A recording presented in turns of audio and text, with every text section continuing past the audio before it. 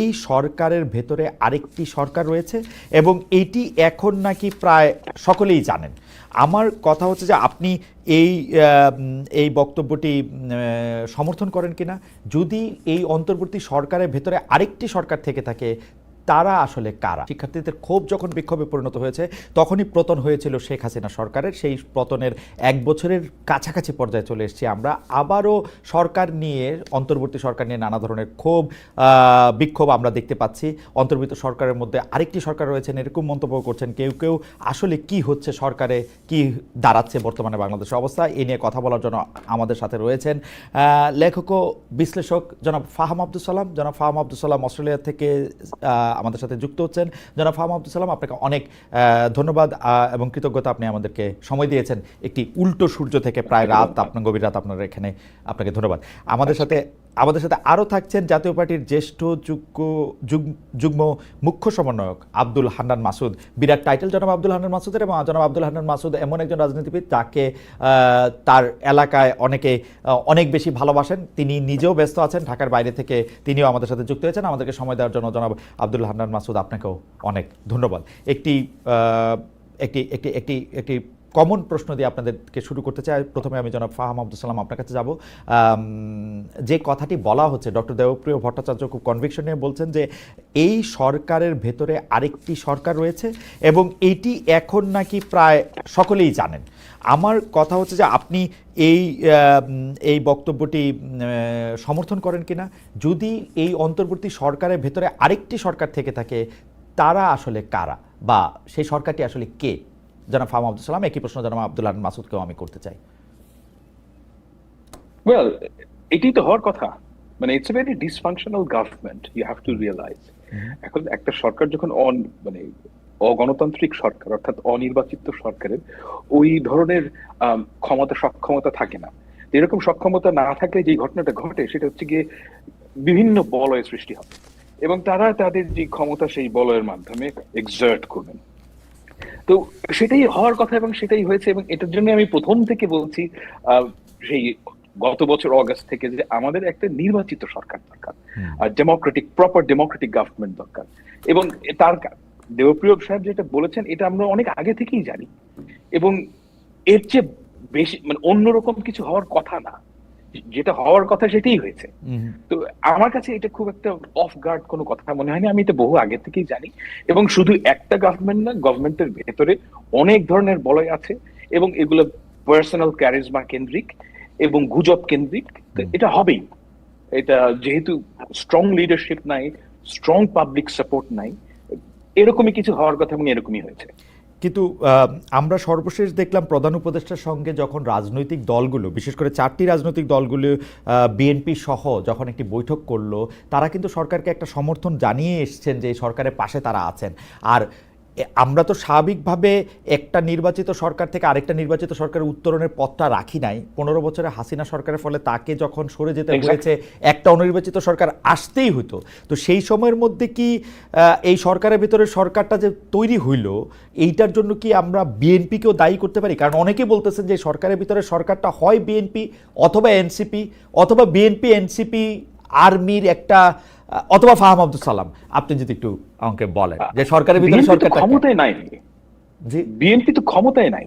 জি, মানে এই সরকারের ভেতরে যেটা অ্যাকচুয়ালি পাওয়ার যারা শেয়ার করেন এনসিপির কয়েকজন নেতা এবং তাদের একটা প্রভাব আছে।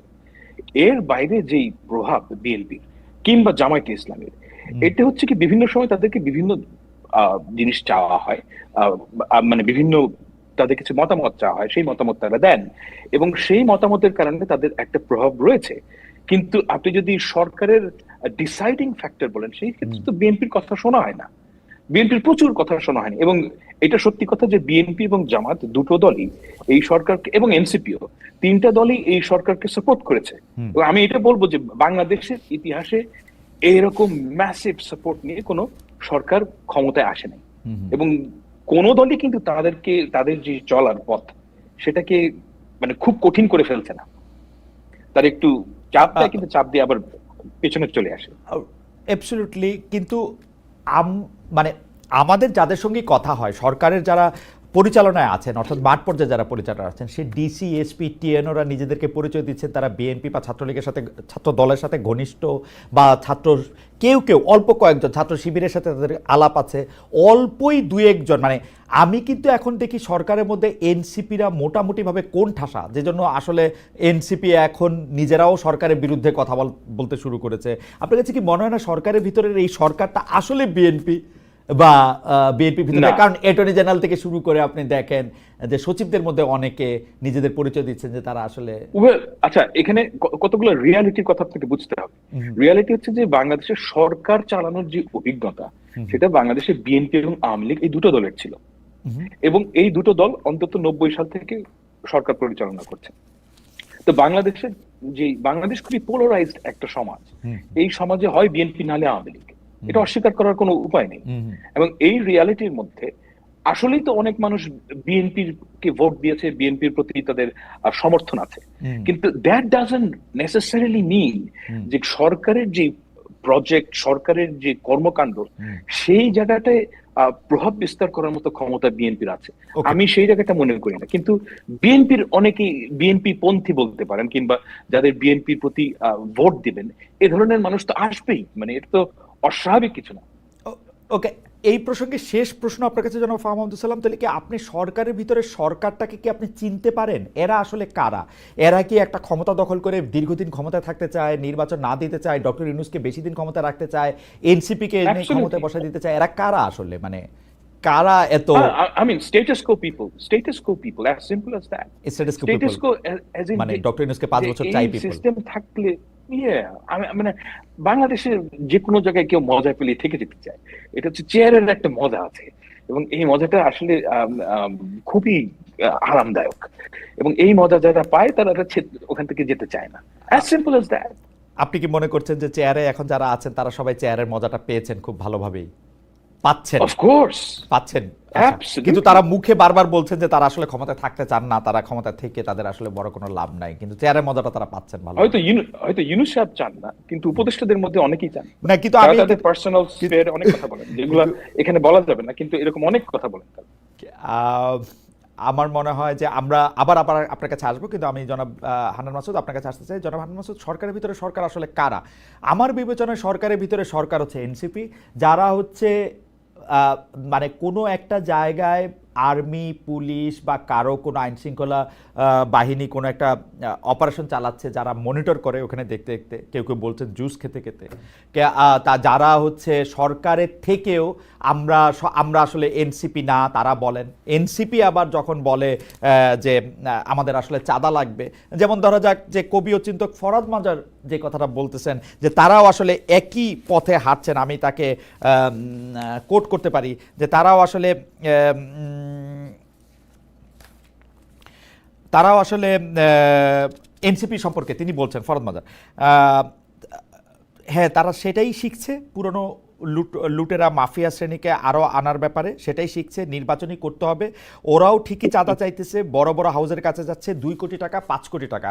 জনাব হান্নান মাসুদ, আপনি অনেক জনপ্রিয় একজন নেতা, কিন্তু আপনার বিরুদ্ধেও, না আমি এটা বিরুদ্ধে বলবো না, আপনার পক্ষে এই কথা শোনা যাচ্ছে যে আপনি বড় বড় হাউসকে চাঁদার কথা বলেন, কিন্তু সেইটা আপনি পরে বলেন। সরকারের ভিতরে সরকার কারা, এটা যদি আপনি একটু আমাদের বলতেন যে এইটা কারা,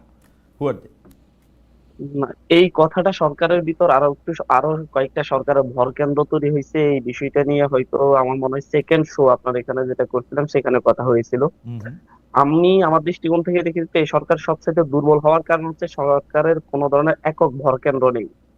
সরকারকে তার যে কোনো পরিস্থিতি সামাল দিতে হলে হয় বিএনপি কে লাগে, না হয় এনসিপি কে লাগে, না হয় জামাতকে লাগে, যার পরবর্তীতে তৃণমূলের প্রতিটি ক্ষেত্রে প্রশাসন আসলে কাদের সাথে সমন্বয় করবে, কতটুকু কি করবে, এতটুকুনো প্রশাসন বুঝতে পারে না। আপনার জনগণের সাপোর্ট ছাড়া সরকার শুধুমাত্র পুলিশ প্রশাসন দিয়ে কিংবা শুধুমাত্র অন্যান্য প্রশাসন দিয়ে সরকার তৃণমূলে পৌঁছাতে পারে না, যার কারণে প্রশাসন চিন্তা করে যে পরবর্তীতে তাকে কার দাস হয়ে টিকে থাকতে হবে। বাংলাদেশের প্রশাসনিক ব্যবস্থা যে ব্রিটিশ আমল থেকে আপনার যে প্রশাসনিক ব্যবস্থা গড়ে উঠেছে, সেই আমি আজকে সন্ধ্যার পর থেকে ফাহাম ভাইয়ের ভিডিও গুলা দেখতেছিলাম, যে ভাইয়েরও অনেকগুলো ভিডিও আছে, যে ব্রিটিশ থেকে যে প্রশাসনিক ব্যবস্থা তৈরি হয়েছে সেই ব্যবস্থাটা মূলত সবসময় সরকারের দাস হয়ে গড়ে ওঠার আহ, দাস হয়ে থাকার মানসিকতাই জন্ম দিয়েছে।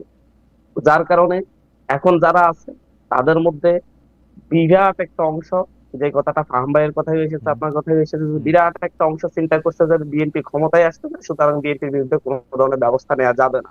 হুম। আবার তৃণমূলে সরকারি ব্যবস্থাটা তো হচ্ছে শুধুমাত্র ডক্টর ইউনূস এবং হচ্ছে 22 জন 23 জন উপদেষ্টা না, সরকারি ব্যবস্থাটা তৃণমূল পর্যন্ত পৌঁছে দিচ্ছে যারা, তারা সেখানে প্রত্যেকে চতুর্মুখী চাপের মুখে থাকে। আমি বলছি এই চাপটা সবচাইতে বেশি আসছে বড় দল হিসেবে, প্রভাবশালী দল হিসেবে বিএনপি থেকে, তারপরে জামাত থেকে, তারপরে হয়তো ছোট দল হিসেবে বিভিন্ন ক্ষেত্রে এনসিপি থেকেও আসে। যার কারণে প্রশাসনের নিম্ন স্তরের প্রশাসনিক আহ, আমরা স্তরগুলা আমরা খাপ জনাব খাইতে হান্নান পারে মাসুদ, না। জনাব হান্নান মাসুদ, আপনি খুব এবং গুরুত্বপূর্ণ কথা বলেছেন। আমরা একটু একটু আস্তে আস্তে যাই। আপনি যে সরকারকে দুর্বল সরকার বললেন, এই দুর্বলতাটা আপনি কি অন্য কোনো সরকারের সাথে তুলনায় দুর্বল বলতেছেন, নাকি এই সরকারকে আলাদা করেই আপনি দুর্বল বলতেছেন? ধরা যাক আমি সর্বশেষ হাসিনা সরকারের চেয়ে কি এই সরকার দুর্বল? আমি এই সরকারকে আমি কোন সরকারের সাথে তুলনা করতে চাচ্ছি না। আচ্ছা। কারণ বাংলাদেশে এখন পর্যন্ত এইরকম কোন সরকার বাংলাদেশের ইতিহাসে বা হচ্ছে এই উপমহাদেশের ইতিহাসে হুম, এইভাবে তৈরি হয়নি। যেটা 1/11 সময় তৈরি হয়েছে সেটা জনসমর্থন নিয়ে তৈরি হয়নি। হুম। বা এই সরকারটা এখন যে অন্তর্বর্তীকালীন সরকার গঠিতেছে এটা বাংলাদেশের 90 ভাগেরও বেশি শতাংশ আপনার সকল দল মতের মানুষের সমর্থন নিয়ে তৈরি হয়েছে। এই গভর্নমেন্টের যে রকম স্টেমিনা থাকা দরকার ছিল, যে পরিমাণ প্রভাব থাকার কথা ছিল, এই গভর্নমেন্ট নিজের ক্ষমতাটাকে সবসময় বিভিন্ন দলের মধ্যে বিলিয়ে দিয়েছে। এই সরকার ভিসি নিয়োগের ক্ষেত্রে স্বাধীনভাবে সিদ্ধান্ত নেওয়ার কথা ছিল। ভালো শিক্ষাবিদদেরকে খুঁজে এনে, প্রশাসনিক দক্ষতা সম্পন্ন ব্যক্তিদের খুঁজে এনে প্রত্যেকটা বিশ্ববিদ্যালয়ে ভিসি হিসেবে বসানো দরকার ছিল। কিন্তু সেই প্রথম ধাপে শিক্ষা উপদেষ্টা চিন্তা করলো জনাব যাচ্ছে না, জনাব আমি মাসুদ, খুঁজে নিই জনাব মাসুদ, বিএনপির এই ভারপ্রাপ্ত সরকার, মহাসচিবকে, জনাব মাসুদ, বিএনপির মহাসচিবকে জনাব জিজ্ঞাসা মাসুদ, করি। জনাব আমি মাসুদ, আমি একটু শেষ করি। আমি জি। বলছি যে হচ্ছে সরকারই তাদের ক্ষমতাটাকে বিলিয়ে দিয়েছে।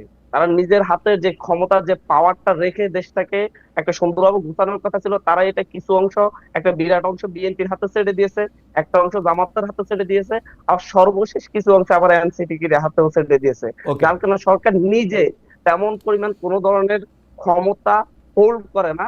এবং হচ্ছে সরকারকে সব সময় একটা মুখাপেক্ষি হয়ে রাখতে হয়। আপনার একটা উপজেলা কিংবা ইউনিয়ন পর্যায়ের কোন একটা নেতাকে অ্যারেস্ট করতে হলে সরকারের পক্ষ থেকে চাঁদাবাজির জন্য হোক বা অন্য কোনো বড় অভিযোগে হোক, জনাব হারুন অ্যারেস্ট করতে মাসুদ, হলে সরকারকে অনুমতি নিতে হচ্ছে সেই দলের থেকে, দলের পক্ষ রাইট থেকে। এই রাইট রাইট। ধরনের একটা আমরা অবস্থা আমরা তৈরি একটু হয়েছে।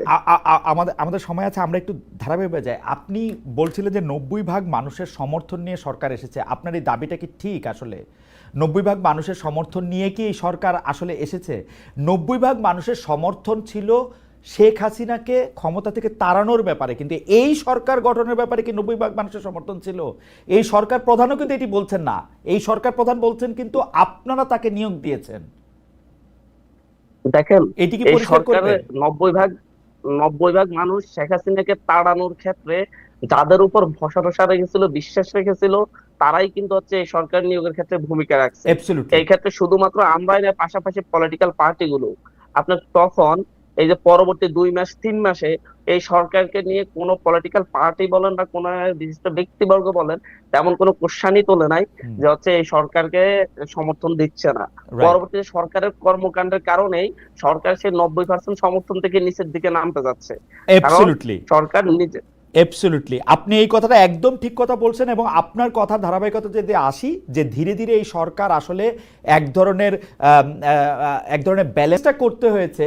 যেহেতু আপনাদের তিনজন প্রতিনিধি সেখানে থাকলেন, এর মধ্যে একজন বেরিয়ে এসে আবার একটা নতুন রাজনৈতিক দল করলেন। তার ফলে হইল কি, এনসিপিকে ছাড় দিতে গিয়ে ব্যালেন্স করতে হয়েছে বিএনপিকে ছাড় দিয়ে, আবার বিএনপিকে ছাড় দিয়ে ব্যালেন্স করতে হয়েছে জামাতকে ছাড় দিয়ে। এর জন্য এনসিপি দায়ী। আমি সেটাই বলতে চাইছিলাম আর কি। 90% জনসমর্থন থেকে না দায়িত্ব, এনসিপির কারণেই কিন্তু সরকার এরকম দুর্বল হলো, তাই না? দায়িত্ব আপনি দিতেই পারেন, কিন্তু বাস্তবে কি তাই? বাস্তবে আসলে বাস্তবে কি কিন্তু বলেন তাই তো, না। বাস্তবটা আমাকে আপনার বলেন। এখানে এনসিপি কেন দুর্বল হলো সরকারের সেটা কোনো একটু অংশ বলেন। হয় নাই। কেন দুর্বল হলো? কারণ যখন সরকার গঠিত হয়েছে, নেতৃবৃন্দ শপথ গ্রহণ করেছে অভ্যুত্থানকে লেজিটিমেসি দেওয়ার জন্য এবং অভ্যুত্থানের নেতৃবৃন্দকে সেখানে জায়গা করে দেওয়ার জন্য। সে অভ্যুত্থানের নেতৃবৃন্দ হিসেবে সে তাহলে বাংলাদেশের প্রতিটা মানুষ যারা অভ্যুত্থানে অংশগ্রহণ করছে প্রত্যেকের নেতা হিসেবে তারা সরকারে গিয়েছে। তারা এনসিপির নেতা হিসেবে সরকারে যায়নি, কিংবা শুধুমাত্র বৈষম্য বিরোধী ছাত্র আন্দোলনের নেতা হিসেবে সরকারে যায়নি। সেই অভ্যুত্থানের নেতৃবৃন্দ যখন পরে একটি রাজনৈতিক দল করলো তখন কি এটা একটা ঝামেলা সৃষ্টি করলো, নাকি আপনি বলতে চান যে অভ্যুত্থানের নেতৃত্ব নিয়েও এরকম নানা রকম প্রশ্ন আছে? যেমন ধরেন, আমি এটা পরে আপনার কাছে আসব, যেমন ধরেন আপনারা আসলে বিভিন্ন জায়গায় যাইতেছেন কিন্তু আমরা ঘুরে ফিরে 10টা মুখই দেখতে পাচ্ছি, ঢাকা বিশ্ববিদ্যালয় কেন্দ্রিক বা ঢাকা কেন্দ্রিক 10টা মুখই খালি দেখতে পাচ্ছি, আমরা বেসরকারি বিশ্ববিদ্যালয়, নারী, শ্রমিক এদেরকে দেখতে পাচ্ছি না। এইটা কি সরকারকে দুর্বল করছে কিনা, এইটা আমি দ্বিতীয় প্রশ্ন নিয়ে আমরা আসব। আমি জনাব ফাহাম আব্দুল সালাম আপনার কাছ থেকে দ্বিতীয় প্রসঙ্গে যাওয়ার আগে আমি এইটা কি আপনাকে বলতে পারি যে জনাব আব্দুল হান্নান মাসুদও কিন্তু খুব চমৎকারভাবে বললেন যে 90 ভাগের জনসমর্থনে এটা এসেছিল, কিন্তু এটা খুবই দুর্বল সরকারে পরিণত হয়েছে, কারণ কখনো তারা জামায়াতকে, কখনো বিএনপিকে, কখনো এনসিপিকে তারা তুষ্ট করতে হচ্ছে বা তাদের সাহায্য নিতে হচ্ছে। আপনার কাছে কি মনে হয় যে সরকার আসলে দুর্বল কেন হলো, কারণটা যদি আমাদের একটু বলতেন? কারণ প্রথম দিকে তো এইটা ঠিকই আছে যে আমরা সবাই তো এই সরকারকে পছন্দ করেছিলাম। ভাইয়া, এটার মধ্যে কোনো পছন্দ অপছন্দের বিষয় নাই। বিষয়টা হচ্ছে কম্পিটেন্সের। একটা গভর্নমেন্ট চালানো it's a very difficult job. আপনার সব লেভেলের লোক লাগবে। আর বাংলাদেশে এখন কোনো বলতে গেলে যে লোকাল গভর্নমেন্ট কমপ্লিটলি অনুপস্থিত, এটা নন ফাংশনাল অবস্থায় আছে। শেখ হাসিনার কারণে সব ইনস্টিটিউশন ভেঙে পড়েছে। এখন এই ইনস্টিটিউশন গুলোকে যদি আপনি রিবিল্ড করতে চান, আপনার পলিটিক্যাল গভর্নমেন্ট ছাড়া এটা সম্ভব না। যারা এটা মনে করে তারা বোকার স্বর্গে বসবাস করে, তারা বাংলাদেশের সাথে কোনো রিয়ালিটির সাথে তাদের কোনো যোগাযোগ নাই। এবং সেজন্যই আমি অ্যাটলিস্ট অগাস্ট থেকেই বলছি যে বাংলাদেশে একটা পলিটিক্যাল গভর্নমেন্ট এবং নর্মালসির ভিতরে যেতে হবে। সমস্যা হচ্ছে যে এনসিপি এবং জামায়াতে ইসলামী এই দুটো পলিটিক্যাল পার্টি নির্বাচনের ব্যাপারে আগ্রহী না। It's very sad. তাদেরকে নির্বাচনের কথা বললেই তারা মানে রেগে উঠে একদম। এখন সমস্যা হচ্ছে যে আপনি যদি খুব খেয়াল করে চিন্তা করেন, আমাদের একটা সমস্যা আছে এবং এই সমস্যা যদি সমাধান করতে হয় তাহলে আমাদেরকে নর্মালসির ভিতরে যেতে হবে। এবং নর্মালসির ভিতরে যেতে গেলে আপনাকে একটা পলিটিক্যাল গভর্নমেন্ট লাগবে। Now I am not saying যে পলিটিক্যাল গভর্নমেন্ট আসলেই সকল সমস্যার সমাধান হয়ে যাবে। নো, বাংলাদেশের যে মেস ক্রিয়েট করেছে আওয়ামী লীগ, এই মেস এটা সলভ করতে বহু বছর লাগে। কিন্তু আমিও একটু আস্তে বলি যে এই যে কম্পিটেন্স, আপনি বলতেছেন যে এই সরকার কম্পিটেন্ট না, আমরা কেন মনে করব যে পলিটিক্যাল গভর্নমেন্ট কম্পিটেন্ট? এবং এখন যে দেখতে পাচ্ছি একটা ভোট হলে সবচেয়ে বড় রাজনৈতিক দল যারা অ্যাক্টিভ আছে তার মধ্যে বিএনপি বেশি, বিএনপি ক্ষমতায় আসবে। বিএনপি কি এমন কম্পিটেন্সি প্রমাণ করেছে যে আমরা বিএনপিকে বিশ্বাস করব যে বিএনপি আসলে খুব ভালো মানে এই সমস্যাগুলি সমাধান হবে, রিবিল্ড করতে পারবে, কম্পিটেন্ট হবে এরা? মানে বিএনপির মধ্যে মানে আমরা কেমনে আস্থা রাখবো বিএনপির উপরে? ডেমোক্রেসির কম্পিটেন্সির জন্য কেমনে আস্থা রাখবো? আপনি তো আস্থা রাখার কোনো উপায় নেই।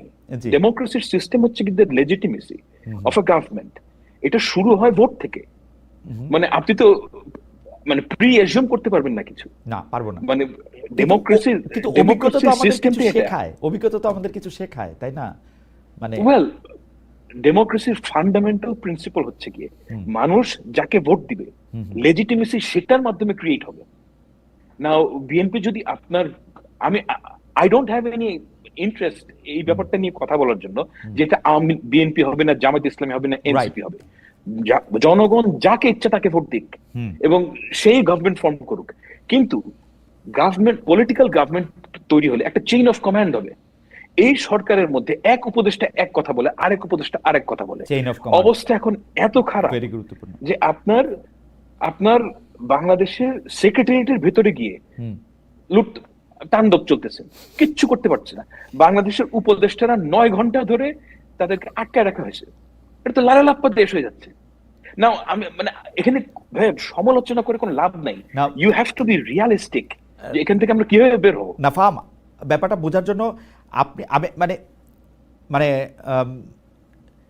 ডক্টর মোহাম্মদ ইউনূস কিন্তু কাছাকাছি রকমের প্রশ্নের সম্মুখীন হলেন উনি যখন বিদেশে ইন্টারভিউ দিতে গেছেন। এই মুহূর্তে ভুলে গেলাম কোন ইন্টারভিউটাতে, কারণ অনেকগুলো ইন্টারভিউর মধ্যে একটার মধ্যে তিনি বললেন যে আপনি এত ভোটের কথা বলেন, আমাদের দেশের মানুষের ভোট তো, মানুষ তো এত কিছু ইশতেহার দেখে টেকে ভোট দেয় না, তারা টাকা পাইলে ভোট দেয়, টাকা না পাইলে ভোট দেয় না।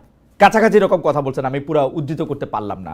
এই কথাটা তো আমরা পছন্দ করি নাই, আমি পছন্দ করি নাই, ডক্টর সালাম আপনিও পছন্দ করেন নাই, কিন্তু কথাটা তো কিছুটা সত্যতা আসেও। আসলে আমাদের দেশে তো যারা আমরা রিপ্রেজেন্টেটিভ করে যাদেরকে পাঠাইতেছি, তারা এই যে হান্নান মাসুদেরও কিন্তু অনেক টাকা হইতেছে ইদানিং, আপনি খেয়াল করলে দেখবেন, এটা প্রসঙ্গে আমরা আসতেছি যে যে কারণ উনি জানেন, মানে উনি জানেন যে টাকা ছাড়া নির্বাচন করা সম্ভব না। আমি এই প্রসঙ্গে আসতেছি, এই কথা তো কিছু সত্য, তাই না?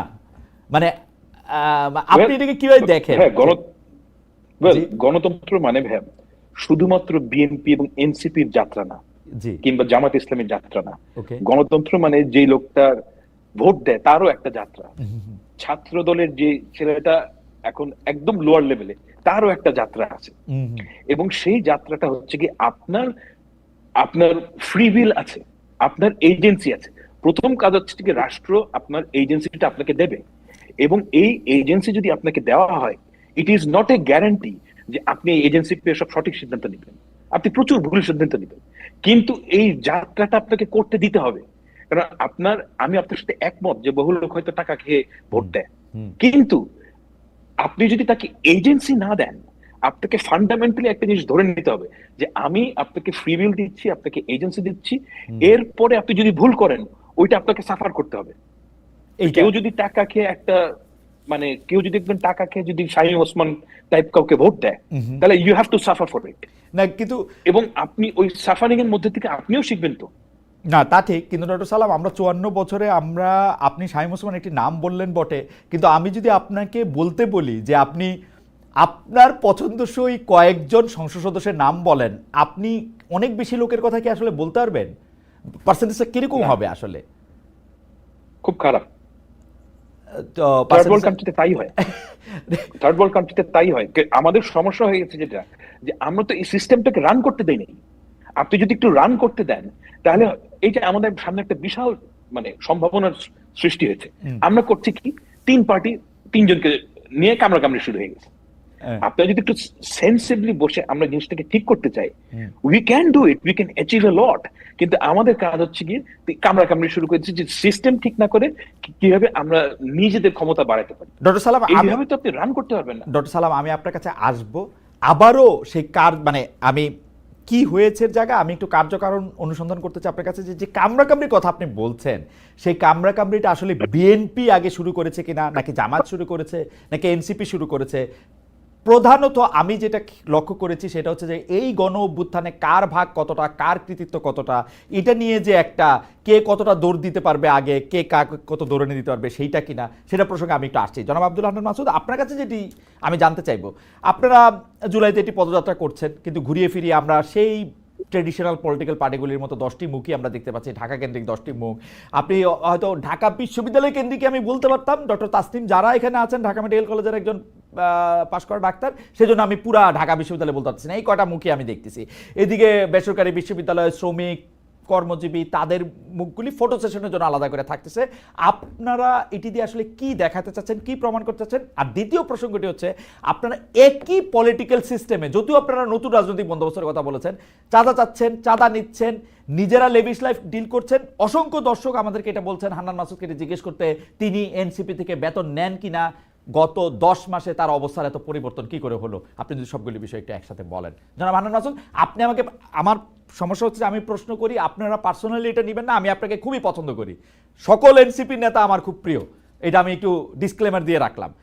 রিপ্লাই দিতেই হবে, যেহেতু আমরা রাজনীতি করতে নামছি, দুর্ভাগ্যবশত হোক জনাব হান্নান মাসুদ, যে 10 জন নেমে গেছে এই থার্ড ওয়ার্ল্ডের কান্ট্রিতে, জি 10 জন রাজনৈতিক এমন পরিবেশ করে রাখা হয়েছে, জি পলিটিক্যাল এমন পরিবেশ গত 50 বছরে আমাদেরকে উপহার দেওয়া হয়েছে, যে পরিবেশে আমরা রাজনীতি করতে নামার পরে আমাদেরকে পূর্বকার রাজনীতিবিদদের সাথে মিলাতে পারলেই সফলতা এতটুকুতে এসে পৌঁছাইছে। রাজনৈতিক ব্যবস্থাটা এমন, আমরা এখন নতুন কিছু বললো সবার শুধু উদ্দেশ্য একটাই থাকবে যে হান্নান মাসুদ আর এই এনসিপির প্রধান সারির নেতাগুলো আর বিএনপি, জামাত বা আওয়ামী লীগের প্রথম সারির নেতাদের মধ্যে তেমন কোনো পার্থক্য নেই। জাস্ট এটা প্রমাণের জন্য মিডিয়া বলেন, যতগুলো ইস্টাবলিশমেন্ট আছে প্রত্যেকটা ইস্টাবলিশমেন্ট কিন্তু একাকার হয়ে কাজ করতেছে। আপনারা আমাদের 10 জনের ফেস একসাথে দেখতেছেন, খুব সুন্দর, কিন্তু হচ্ছে অন্যান্য দলের একজনের ফেস দেখবেন। এটা হচ্ছে নতুন বন্দোবস্ত, নতুন পরিবর্তন। 10 জনকে মূল্যায়ন করা হচ্ছে, এবং এই 10 জন কারা, প্রত্যেকে মাঠ থেকে পরীক্ষিত এবং যাদেরকে মানুষ আসলে গ্রহণ করছে। যেমন ধরুন হচ্ছে আপনি নাহিদ ইসলাম কিংবা আক্তার হোসেনের জায়গায় সেখান থেকে যদি এখন অপরিচিত যারা অভ্যুত্থানের সামনে সারিতে পেয়েছে তাদের বাইরে থেকে অপরিচিত কাউকে এনে যদি এখানে দিতেন, এই জায়গায় হয়তো একটা পার্টি চালানোর জন্য যে এক কেন্দ্রিক হওয়া দরকার, একসাথে বসে মতামত প্রকাশ করে একসাথে মিশে সিদ্ধান্ত নেওয়ার মতো সহিষ্ণুতা দরকার, সেটাও হইতো না। আমরা এটা গণ অধিকার পরিষদেও দেখেছি। সেই জায়গা থেকে মূলত এই দেশের মানুষ কাদেরকে কাছে চাই, কাদের কাছে তাদের মনের ভাব প্রকাশ করতে চাই, তাদেরকে নিয়েই হচ্ছে আমাদের কাছে মনে হয়েছে যারা আছে তাদেরকে নিয়ে আমরা দলের প্রাথমিক শুরুটা করেছি। পাশাপাশি এর বাইরে আমাদের উপদেষ্টা পরিষদ সহ আরো নির্বাহী কমিটি সহ অনেকগুলা বিষয় হবে। আমরা তো মাত্র 3 মাস অতিক্রম করলাম, আপনি আমাদেরকে 3 বছর পরে যখন হচ্ছে এই মূল্যায়নটা করবেন, আমার মনে হয় যে অনেক পরিবর্তন আপনি লক্ষ্য করবেন। আর চাঁদার কথা যেটা বলেছেন সেটা আমি সবসময় শুনে আসি, চাঁদাবাজির কথা, এর কথা, কারণ আমরা খুব ভালোভাবে সব সময় খুব প্রকাশ্যে এটার বিরুদ্ধে স্ট্যান্ড নিই বলে আমরা নিজেরাও তার অংশীদার সেটা প্রমাণের জন্য ব্যস্ত। আপনি আমাকে lavish life, what is lavish life I don't know. কারণ হচ্ছে অবশ্যই আমার 5 তারিখের আগে পরের অবস্থার কিছুটা পরিবর্তন অবশ্যই হয়েছে। 5 তারিখের আগের চাল চলন আর বর্তমানের মধ্যে কিছুটা পরিবর্তন হয়েছে, কিন্তু সেটা যে ল্যাভিশ লাইফ হয়ে গেছে সেটা আমি কিন্তু জানি না। আমি এখনো রিক্সায় চড়ি, বাইকে চড়ি, আমি এখনো টিনের ঘরেই থাকি। মানে অনেক ধরনের কোশ্চেন হতে পারে, অনেক কথা হতে পারে। কারণ হচ্ছে আমাকে ফাহাম আব্দুল সালাম ভাইও 5 তারিখের আগে চিনতো না, খালেদ মহিউদ্দিন ভাইও চিনতো না। আমার যে বন্ধুর কাছে আমি কখনো 500 টাকা ধার চেয়ে পাইতাম না, সে আমাকে না জানিয়েই আমার কোন একটা প্রোগ্রাম হবে শুনলে আমার আরেক বন্ধুর মাধ্যমে আমাকে একটা ভালো এমন পাঠাইয়া দেয় যে বন্ধুর এই প্রোগ্রামটা হোক। তো এইরকম একটা পরিবর্তন তো অবশ্য হয়েছে, এবং অনেক শুভাকাঙ্ক্ষী আমরা পেয়েছি। আমি মনে করি যে হচ্ছে আমাদেরকে এভাবে বিতর্কিত না করে আমাদেরকে স্পষ্ট তো বলা দরকার যে হচ্ছে এই অভিযোগটা অমুক জায়গা থেকে আপনি এভাবে টাকা নিয়েছেন, বা অমুক মানে হচ্ছে চাঁদাবাজির কাজ করছেন, বা অমুক মানে হচ্ছে বেআইনি কাজ করছেন যার মধ্য দিয়ে আপনি এইভাবে নিজের লাইফ লিড করতেছেন। তাহলে হয়তো সেটা আমাদের জন্য সুন্দর হবে এবং আমরা আমাদের মতো করে সেগুলাকে সংশোধনও করতে পারবো। জনাব কিন্তু হান্নান মাসুদ, গণহারে জনাব আপনি, হান্নান মাসুদ, আমি আপনার আগে শেষ হইলে, আপনার শেষ আমি হইলে আমি একটু ঢাকায়, বলবো, আপনি আমি আপনি একটু একটু বলি, বলবেন শেষ আমি হইলে। একটু বলি, জি আমি জি। ঢাকায় যখন প্রথম টিউশনি শুরু করি, ঢাকা বিশ্ববিদ্যালয়ে ভর্তি হওয়ার পরে, তখন আমি 4 কিলোমিটার হেঁটে গিয়ে ঢাকা বিশ্ববিদ্যালয়ে 4 কিলোমিটার হেঁটে গিয়ে টিউশনি করিয়েছি। তারপর আমি যখন 3 মাস পরে সাইকেল কিনেছি, তখন হচ্ছে 25,000 টাকা দিয়ে সাইকেল কিনেছি, তখন আমাকে কেউ এই কোশ্চেনটা করে নাই তুমি সাইকেল কেনার টাকা কোথা থেকে পেয়েছো। আমি যখন গণরুমে হলে ছিলাম, খাওয়ার টাকা নিয়ে অনেক কষ্ট হতো, কিন্তু 5 মাস পরে যখন হচ্ছে আমার কাছ থেকে আমার বন্ধু বান্ধব আরো 10 জন ধার নিয়ে চলতে হতো, তখন তারা এই কোশ্চেন তখন আমি পাই নাই যে হচ্ছে তুমি 5 মাস পরে এত টাকা কোথায় পাচ্ছ। যেহেতু রাজনীতি করতে নামছি, সেহেতু এই কোশ্চেন গুলো এখন হচ্ছে আমি যদি সেই মানে হাঁটা থেকে সাইকেল চালানো শুরু করি, তাহলে এই কোশ্চেনটা আসবে, এটা রিপ্লাই আমাদেরকে দিতে না হবে। জনাব হান্নান মাসুদ, এবং বারবার জনাব হান্নান দিচ্ছি। মাসুদ, আমি এবার এই বলি। আপনার জনাব হান্নান মাসুদ, আপনার আপনি আপনি টকশোতে আপনি আমি আপনি এই বলেছেন, কোশ্চেনটার উত্তর জনাব হান্নান মাসুদ আপনি ফার্স্ট বলেছেন, 2টা শোতেও দিয়েছি, মানে আপ- একই কোশ্চেন আমি আপনি ফার্স্ট 2টা আপনি শোয়েও সত্যি ফেস আপনি করছি, আপনি এখনো সত্যি ফেস দিচ্ছেন করতেছি। বলেই, আপনি সত্যি দিচ্ছেন বলেই আপনারা অন্যদের থেকে আলাদা, আপনারা ভালো। কিন্তু আপনি আমার একই সাথে কোশ্চেন, 3 বার দিচ্ছি। আপনারা কোশ্চেনের উত্তর কিন্তু দিচ্ছেন না। আপনি বলছেন যে আপনার অবস্থার কিছুটা পরিবর্তন হয়েছে। আমি আপনাকে প্রশ্ন করেছিলাম এই টাকাটাকে আপনি এনসিপির ফান্ড থেকে নিচ্ছেন না অন্য কেউ দিচ্ছে এটা টাকাটা, না, এই কিছুটা হয়তো আপনি পরিবর্তনের কারণ। শুনেন নাই, আমি স্পষ্ট তো বললাম যে যে বন্ধু আমাকে 500 টাকা ধার চাইলে দিত না, সেই বন্ধু এখন আমার অজান্তে এমন অন্য বন্ধুর মাধ্যমে আমার জন্য টাকা পাঠায় যে হচ্ছে সেইটার কোনো, হান্নান তো সেইটা প্রোগ্রামটা যেন সুন্দর আপনারা হয়, বলেছিলেন যে এভাবে সে, হয়। আপনারা বলেছিলেন যে সে আয় ব্যয়ের হিসাব আপনারা রাখবেন, সেই আয় ব্যয়ের হিসাব কি আপনারা রাখছেন, হ্যাঁ, জনসমক্ষে প্রকাশ আমাদের করছেন? অবশ্যই আমাদের পার্টির একটা পলিসি আমরা সরাসরি শো করেছি। আমরা গণচাঁদা নিচ্ছি, হ্যাঁ। মানুষে আমাদেরকে অনলাইনে টাকা দিচ্ছে, আমাদেরকে বিভিন্ন মাধ্যমে টাকাগুলো দিচ্ছে, সেই টাকাগুলো হিসাবগুলো আমাদের সরাসরি 3 মাস অন্তর অন্তর কি 6 মাস অন্তর অন্তর এটা সংবাদ সম্মেলন করে ইয়ে করার কথা, আমরা সেটা করব।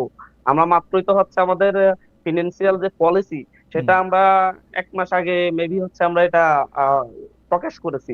সেই পলিসি অনুযায়ী আমরা পার্টি আপনার চলবে। পলিসি প্রকাশ করেছেন, পলিসির কিন্তু বাইরে যদি আয় চলে, ব্যয়ের হিসাব সেটা জি, সেটা আসলে প্রকাশ করেন নাই। 2 নাম্বার, আপনি বলছেন যে আয় মাঠ ব্যয়ের থেকে হিসাব তো পরীক্ষিত, সাথে সাথে করবো আমি পলিসি বলি প্রকাশের মাঠ সাথে। থেকে পরীক্ষিত নেতাদেরকে আপনারা নিয়ে সেই 10 জন গঠন করেছেন, কিন্তু সেখানে আমরা দেখছি যে বাদ পড়ছেন হচ্ছে নারীরা, বাদ পড়ছেন হচ্ছে ঢাকা বিশ্ববিদ্যালয় বা ঢাকা কেন্দ্রিক ছাড়া অন্য ছাত্ররা বাদ পড়ছেন হচ্ছে, বেসরকারি বিশ্ববিদ্যালয়ের ছাত্ররা বাদ পড়ছেন হচ্ছে, শ্রমজীবীরা বাদ পড়ছেন হচ্ছে অন্য সংখ্যালঘুরা। এটা কি ইচ্ছাকৃত না কাকতালীয়?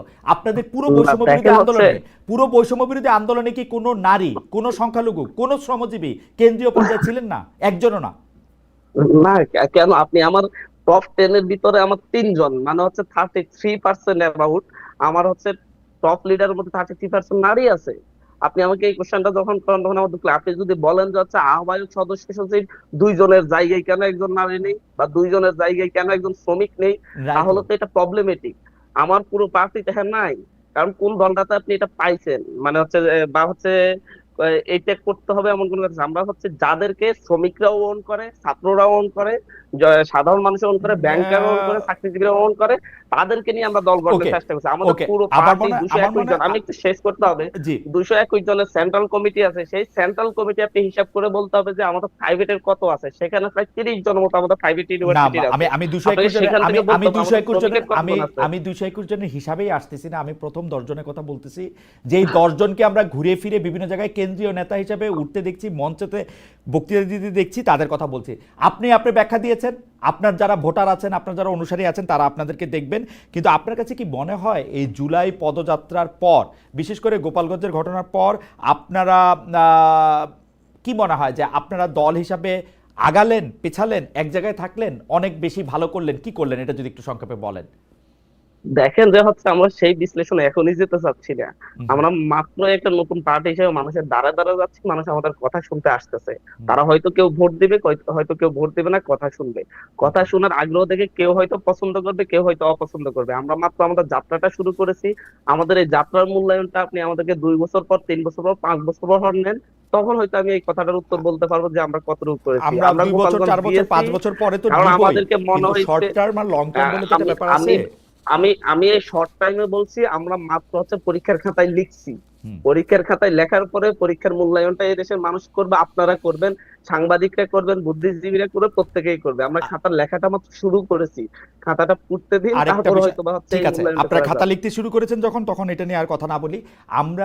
আপনি প্রথমেই শুরু করেছেন যে মিডিয়া থেকে শুরু করে অন্যরা, অন্য বড় রাজনৈতিক দলগুলোর সাথে আপনাদেরকে মিলাতে পারলেই সফলতা বোধ করে। এই কথাটা আমাকে একটু আহত করেছে, কারণ আমরা চেয়েছি যে আপনার অন্য রাজনৈতিক দল থেকে আলাদা হবেন, সেটাই আমাদের সফলতা। আপনি কি বলবেন কোন জায়গায় আপনার অন্য রাজনৈতিক দল থেকে আলাদা? আপনি একটা কথা অবশ্য বলেছেন, এক জায়গায় একজন নেতা থাকে, আরেক জায়গায় আপনারা 10 জন নেতা আছেন। এটা ছাড়া, এইটাও এটা তর্কিত, আমি এটা নিয়ে আলাদা করে পরে আরেক সময় বলবো, এই 1 আর 10, কারণ বিএনপিতেও কমপক্ষে এরকম 30 জন, আওয়ামী লীগে এরকম 40 জন এরকম নেতা ছিলেন। হাউএভার, আপনি কোন জায়গায় আলাদা সেটা একটু আমাদের একটু বলবেন। ধরেন পার্টি চালানোর ক্ষেত্রে, পার্টি শো অফ করার ক্ষেত্রে, জনসভা করার ক্ষেত্রে, প্রতিটা জেলায় গিয়ে সার্কিট হাউসে থাকার ক্ষেত্রে, আপনাদের লোক যিনি উপদেষ্টা পরিষদে আছেন তিনি মনিটরিং করার ক্ষেত্রে, সরকারের অন্যান্য সুবিধা নেওয়ার ক্ষেত্রে কোন জায়গায় আপনারা অন্য দলগুলির থেকে আলাদা, আপনি একটু আমাদের যদি বলেন। দেখেন যে হচ্ছে সরকারের দায়িত্ব আপনার হচ্ছে যে কারো, যে কোনো পার্টির যে কোনো নেতৃবৃন্দের, ন্যাশনাল নেতৃবৃন্দের নিরাপত্তা দেওয়া সরকারের দায়িত্ব। এনসিপি এখনো নিবন্ধনই পায় না, হান্নান মাসুদ। সেই জায়গায় দিতে পারতেছে এনসিপি এখনো নিবন্ধিত দলই না, আপনারা ন্যাশনাল লিডার হয়ে গেলেন, সরকারের দায়িত্ব দিবে। এনসিপি রাজনৈতিক দল গঠনের আগেই আমাদের এই পার্টির যারা সামনে সারিতে আছে তারা ন্যাশনাল লিডার, কারণ তারা এই বাংলাদেশের ন্যাশনাল লড়াইয়ের সংগ্রামের নেতৃত্ব দানকারী। যদি এনসিপি গঠিত না হইতো তাহলে এরা জাতীয় নেতা হিসেবেই থাকতো, এদের পরিচয় সেটাই থাকতো। কারণ জাতীয়ভাবে এই দেশের মানুষ তাদেরকে তখন এনসিপি গঠনের আরো 7 মাস আগে, 5 মাস আগে এই দেশের মানুষ তাদেরকে জাতীয় নেতা হিসেবে গ্রহণ করে, তাদের নেতৃত্বকে গ্রহণ করেছিল। পরবর্তীতে পার্টি এসেছে, সেই পার্টির ক্ষেত্রে হয়তো আপনি বলতে পারেন যে আগে পার্টি হওয়ার আগে বিএনপিরও নেতা ছিল, জামাতেরও নেতা ছিল, গণ অধিকারেরও নেতা ছিল। পার্টি হওয়ার পরে হয়তো এই সংখ্যাটা একটু কমছে, সকলে নেতা মানতে পারতেছে না, এই জায়গার কারণে সমালোচনা বৃদ্ধি পাচ্ছে। আর আপনি আপনারা যদি ন্যাশনাল লিডার ছিলেনই, মানে এই জাস্ট একটু জানার জন্য, আপনারা যদি ন্যাশনাল লিডার ছিলেনই, তাইলে আপনারা পলিটিক্যাল পার্টি করে ডিভাইডেশনের মধ্যে কেন গেলেন? আপনারা ন্যাশনাল লিডার থাকতেন, অসুবিধা কি ছিল? দেখেন আমরা তো পার্টিটা 5ই আগস্টের পরে 3 মাসের মধ্যে কিংবা 4 মাসের মধ্যে করে ফেলি, পরিকল্পনা করছেন তখন বসে বসে সকলের সাথে। পরিকল্পনা করতে হয়তো এত সময় লাগতো না, লাগে, কারণ আরেকটু বেশি সময় লাগে। শেষ 2 মাস 3 মাস আলোচনা করে আমরা হয়তো এই পার্টিটার দিকে আগাইছি। আমরা ভাবছিলাম যে হচ্ছে তখন থেকে আমাদের চিন্তা ছিল যাতে আমাদের এর থেকে যে যে দলের ইচ্ছা সেই দলের মাধ্যমে রাজনীতি করতে পারবে, যাদের রাজনীতি করার ইচ্ছা তারা করবে। হুম, বাট পরবর্তীতে যখন হচ্ছে সংস্কার নিয়ে, বিচার নিয়ে এবং হচ্ছে বিভিন্ন ক্ষেত্রে আমরা কোণঠাসা করার চেষ্টা করা হচ্ছিল, সরকারকেও কোণঠাসা করার চেষ্টা করছিল এবং বিচার প্রক্রিয়া, সংস্কার প্রক্রিয়াকেও বাধাগ্রস্ত করার চেষ্টা হচ্ছিল, তখন আমাদের কাছে মনে হয়েছে 71-এর প্রজন্ম, আমাদের পূর্ববর্তী প্রজন্মরা কিন্তু তাদের পরবর্তী প্রজন্মের প্রজন্মকে নিরাপদ বাংলাদেশ উপহার দেওয়ার জন্য জীবন দিয়েছিল। 90-এও একই হয়েছে, 2024-এ আমরাও জীবনের লড়াই করেছি, জীবন দেওয়ার জন্য প্রস্তুত ছিলাম পরবর্তী প্রজন্মের জন্য নিরাপদ বাংলাদেশ গড়ে তোলার জন্য। যারা জীবন দিয়েছে তারাও এই উদ্দেশ্যেই দিয়েছে, কিন্তু প্রত্যেকটা 71-এর প্রজন্মকে পরবর্তী শাসন ব্যবস্থায় যারা ছিল তারা ব্যর্থ করে দিয়েছে এবং 90-এরটাও পরবর্তীতে ব্যর্থ হয়েছে। আমরা মনে করছি যে এখন এই দায়িত্বটা আমাদেরকে নিতে হবে। আর এখন যেভাবে আমরা সমালোচনা করতেছি 71 পরবর্তী শাসকদেরকে, 71-এ যারা নেতৃত্ব দিয়েছে তাদেরকে, 90-এ যেভাবে 90-এর যাদেরকে আমরা সমালোচনা করছি, পরবর্তী প্রজন্ম 24-এর আমাদেরকে সমালোচনা করবে, বলবে আপনাদের উপর ভরসা রেখে তো আমাদের পূর্ববর্তী প্রজন্ম জীবন আমরা দিয়েছে, আমরা আসবো আবার জনাব হান্নান মাসুদ আপনার কাছে। পরবর্তী প্রজন্ম, জনাব হান্নান মাসুদ আমরা আসবো আপনার কাছে। পরবর্তী প্রজন্ম দরকার, পলিটিক্যাল ফোর্স, রাইট, পরবর্তী পলিটিক্যাল প্রজন্ম, ফোর্স, আমরা সেই ফোর্সটা রাইট গঠন করছি। রাইট কারণ আমরা 24-এর যে উদ্দেশ্য নিয়ে সকলকে ডাকছিলাম সেই উদ্দেশ্যটা বাস্তবায়নের জন্য এখন রাইট মনে হয়েছে যে আমাদের ফোর্সটা আলাদাভাবেই লাগবে, কারণ রাইট। পূর্ববর্তী এস্টাবলিশমেন্ট এটা হতে পরবর্তী দিচ্ছে না। হান্নান মাসুদ, পরবর্তী প্রজন্ম আপনাদের কাছে কি রাজনৈতিক বন্দোবস্ত উত্তরাধিকার নিল সেটা নিশ্চয়ই আমরা নিয়ে কথা বলবো। আমরা যাচ্ছি একটু ডক্টর ফাহাম আব্দুল সালামের কাছে। আমরা এনসিপিকে নানাভাবে সমালোচনা করতে পারি কারণ তারা একটা নতুন রাজনৈতিক বন্দোবস্তের ঘোষণা দিয়েছিল, কিন্তু তারা যে গণ অভ্যুত্থান করে, তারা সুপ্রিম স্যাক্রিফাইস করে, তারা যে এর আগের ফেসিস্ট সরকারকে যে তাড়ালো, সেইটার ক্ষেত্রে আমরা অনেকেই তাদের নেতৃত্বে বা প্রায় সবাই তাদের নেতৃত্বে রাস্তায় নেমেছিলাম, বা যে রাস্তায় নামতে পারেনি যে যার জায়গা থেকে সেই আন্দোলন করেছিলাম। কিন্তু আমরা তো একটুও বদলাতে দেখতে দিলাম না পলিটিক্যাল পার্টিগুলিকেও, কারণ বিএনপিও তো নতুন রাজনৈতিক বন্দোবস্তের যে চিন্তা, সেই চিন্তাকে সমর্থন জানিয়েছিল, কিন্তু বিএনপির মধ্যে কি আমরা নতুন কোনো কিছু আমরা দেখতে পাচ্ছি? এই কথা ঠিক, প্রথমে সংস্কারের কথা কিছুটা তারা একেবারে উড়িয়ে দিলেও কিছুটা সংস্কারের ব্যাপারে তারা একমত হয়েছে, কিন্তু বিএনপি কি কোনো নতুন রাজনৈতিক চিন্তার কথা বলছে কিনা জনাব ফাহাম আব্দুল সালাম? অ্যাবসলিউটলি, মানে আপনি যদি বিএনপির চিন্তা ভাবনা আপনি দেখেন, যে একটা ব্যাপার হচ্ছে যে ধরেন আপনি হান্নান মাসুদ যে কথাটা বলতে চাইবেন সেটা হচ্ছে লো লেভেলের চাঁদাবাজির কথা। হ্যাঁ, এখন এই লো লেভেলের চাঁদাবাজি এর একটা বিশাল এক্সপ্লেনেশন আছে আমার কাছে, কিন্তু এগুলো দেওয়ার এখন এটা probably not the right place. হ্যাঁ, এবং ওই জায়গায় বিএনপি ব্যর্থ হয়েছে, এটা আমি স্বীকার করি। লো লেভেলের যে চাঁদাবাজি এটা কন্ট্রোল করতে পারে না। কিন্তু আপনার যে প্রশ্ন যে বিএনপি কি কোনো নতুন রাজনীতির দিকে আসছে কিনা, আমি আপনাকে একটা ছোট্ট উদাহরণ দিই। বিএনপি নিজের তারেক রহমান সাহেব তো দুবারের বেশি, বিএনপি যেটা অরিজিনাল স্ট্যান্ড ছিল যে প্রাইম মিনিস্টার, সেটা হচ্ছে পরপর দুইবারের বেশি হতে হবে, সেখান থেকে তারা ফেরত চলে আসছে। তারপর তারা গতকাল কিংবা পরশুদিন যেটা দেখলাম সেটা হচ্ছে কি, তারা যে নির্বাচন কমিশন সেটার ব্যাপারে প্রধানমন্ত্রীর যে একক ক্ষমতা সেটা তারা বলছে যে না, পরামর্শের মাধ্যমে করবেন তারা। এবং ম্যাক্সিমাম যে সমস্ত সংস্কারের যত প্রস্তাব করা হয়েছে বিএনপি তো মেনে নিয়েছে। আপনি বাংলাদেশে এই অবস্থাটা কি, আপনি ধরেন যদি আওয়ামী লীগের অবস্থায় যেতেন, শেখ হাসিনাকে যদি বলা হতো কি কোনোদিন শুনতো কি না? ডক্টর সালাম, আমরা যদি ওই জায়গা থেকে আসি যে আপনি লো লেভেল চাঁদাবাজির কথা বলছিলেন, কিন্তু মানুক আর না মানুক এনসিপি কিন্তু তাদের দল পরিচালনার অর্থনৈতিক স্বচ্ছতাটার জায়গা কিরকম হবে, পলিসি কিরকম হবে সেরকম একটা ধারণা দিয়েছে। বিএনপি কিন্তু এই ধারণা এখন পর্যন্ত আমাদের দেয় নাই। বিএনপি দলটা আসলে কিভাবে চলে, বিএনপির প্রেসিডিয়ামের বা স্ট্যান্ডিং কমিটির মেম্বাররা আসলে কিভাবে চলেন, তাদের টাকা, বিএনপির নেতৃত্বের টাকা কোত্থেকে আসে, তারা কি আসলে ব্যবসা করেন, তারা কি দল থেকে চাঁদা নেন, দল থেকে টাকা নেন, কিছুই কিন্তু আমরা জানি না। জনাব তারেক রহমান থেকে শুরু করে মির্জা ফখরুল ইসলাম আলমগীর বা ছাত্রদলের সভাপতি রাকিব, এরা সবাই আমার খুব প্রিয়, কিন্তু তারা কিভাবে চলেন আমি তো জানি না, তাদের ব্যবসাটা কি। এবং তারা কিন্তু কখনো এই প্রতিশ্রুতি আমাদের দেন না যে তারা আমাদের জানাবেন যে এটা কিভাবে তারা চলেন। There are two things. Number one হচ্ছে যে তার ব্যক্তিগত ইনকাম কত, এটা একটা কোশ্চেন। আর একটা কোশ্চেন হচ্ছে দল কিভাবে চলে। তার ব্যক্তিগত তারেক রহমান সাহেব কিভাবে চলে এটা আপনার জানার কোনো রাইট নেই। উনি যখন প্রধানমন্ত্রী হবে তখন আপনি যেতে পারেন, উনি যদি সংসদ সদস্য হয় তখন জানতে পারেন। এখন আপনার জানার কোনো রাইট নেই কিন্তু, আমি যখন কারণ ভোটার তারা হিসাবে তাকে সরকারের বিবেচনা মধ্যে। করব, না ডক্টর সালাম আমাকে একটু বোঝার জন্য, মানে আমি যখন ভোটার হিসাবে ওনাকে বিবেচনা করব যে উনি আর্থিক লেনদেনের ক্ষেত্রে স্বচ্ছ কিনা, উনি কিভাবে টাকা রোজগার করেন, পৃথিবীর সব দেশেই কিন্তু যিনি পলিটিক্যাল পার্টিকে লিড করেন তার টাকা পয়সাটা তিনি কোথা থেকে পান, কোথা থেকে খরচ করেন সেটা সামনে আসে।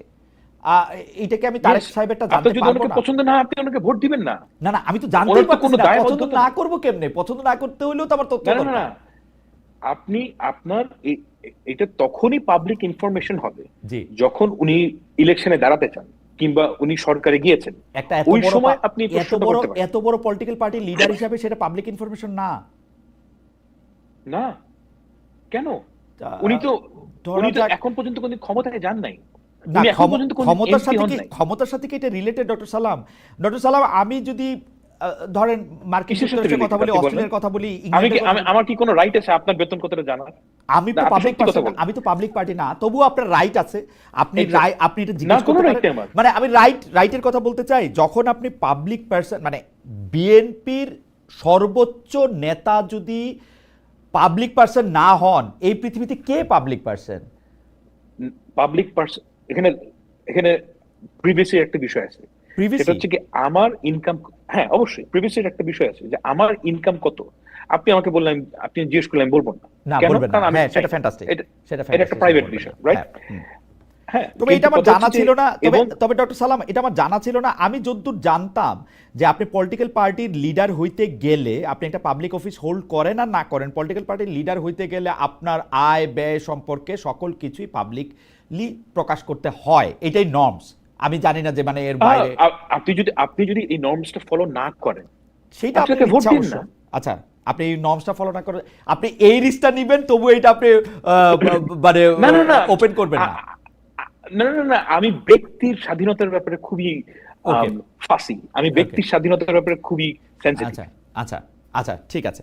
তাহলে এই এই এই এই এই থিওরিতে তার মানে হচ্ছে যে বিএনপি যারা করতেছেন তারা আর্থিকভাবে কি, তার নিজের পেশা কি, নিজের ব্যবসা কি, সেইটা উনার যখন নির্বাচন কমিশনে উনি যখন ভোটে দাঁড়াবেন তখন তিনি একটা ফর্ম ফিল আপ করবেন, ওখানে উনি Absolutely. লিখবেন, কিন্তু আমার এমনিতে জানার অধিকার নাই। ঠিক আছে, এটা আমি চেক করে দেখবো না যে এটা আমার জানার অধিকার আছে কিনা। দ্বিতীয় প্রসঙ্গে যদি আসি, বিএনপি দল হিসাবে কিভাবে পরিচালিত হয়, আমি এনসিপি 150টা গাড়ি নিয়ে গেলে আমি হইচই শুরু করি, বিএনপি যে 1500 গাড়ি নিয়ে বাইর হয়। আজকে তারেক সাহেব যদি বাংলাদেশে আসে 15,000 গাড়ির মিছিল হবে, কমপক্ষে 1.5 লাখ হইতে পারে। সেইটার জায়গাটা কোত্থেকে হবে, সেইটা কি আমরা একটা জবাব চাইতে পারবো? মানে ওইটা কোন জায়গায় হবে? অফকোর্স, ব্যাপারটা হচ্ছে যে বাংলাদেশের এনসিপি যেভাবে চলছে, আওয়ামী লীগও সেভাবে চলতো, বিএনপিও সেভাবে চলে। ওকে, এবং আপনি এটাকে যেই নামেই ডাকেন, এটা হচ্ছে কি চাঁদা, Okay. মানুষের চাঁদায় চলে। Okay. As simple as that. এখন আমাদের যেটা দরকার সেটা হচ্ছে কি এখানে একটা স্বচ্ছতা আনা দরকার, স্বচ্ছতা না দরকার, রাইট। রাইট? সেই জায়গাটায় আমাদের যে সমস্যাটা হয়েছে আমাদের এই 5ই আগস্টের পরে, আমাদের যে এন্টায়ার এনভায়রনমেন্ট সোশ্যাল মিডিয়ায় বলেন এমন টক্সিক হয়ে গেছে যে প্রত্যেকের গলার মধ্যে ছুরি চাপ মারতে চায়। এই জায়গায় যদি আমরা সিভিলাইজড ওয়েতে বলার চেষ্টা করতাম যে ওকে, লেটস রেগুলেট আওয়ারসেলভস, আমরা কিভাবে কাজটা করব সেটা ঠিক করি, ওই পরিবেশটাই এখন আর নাই।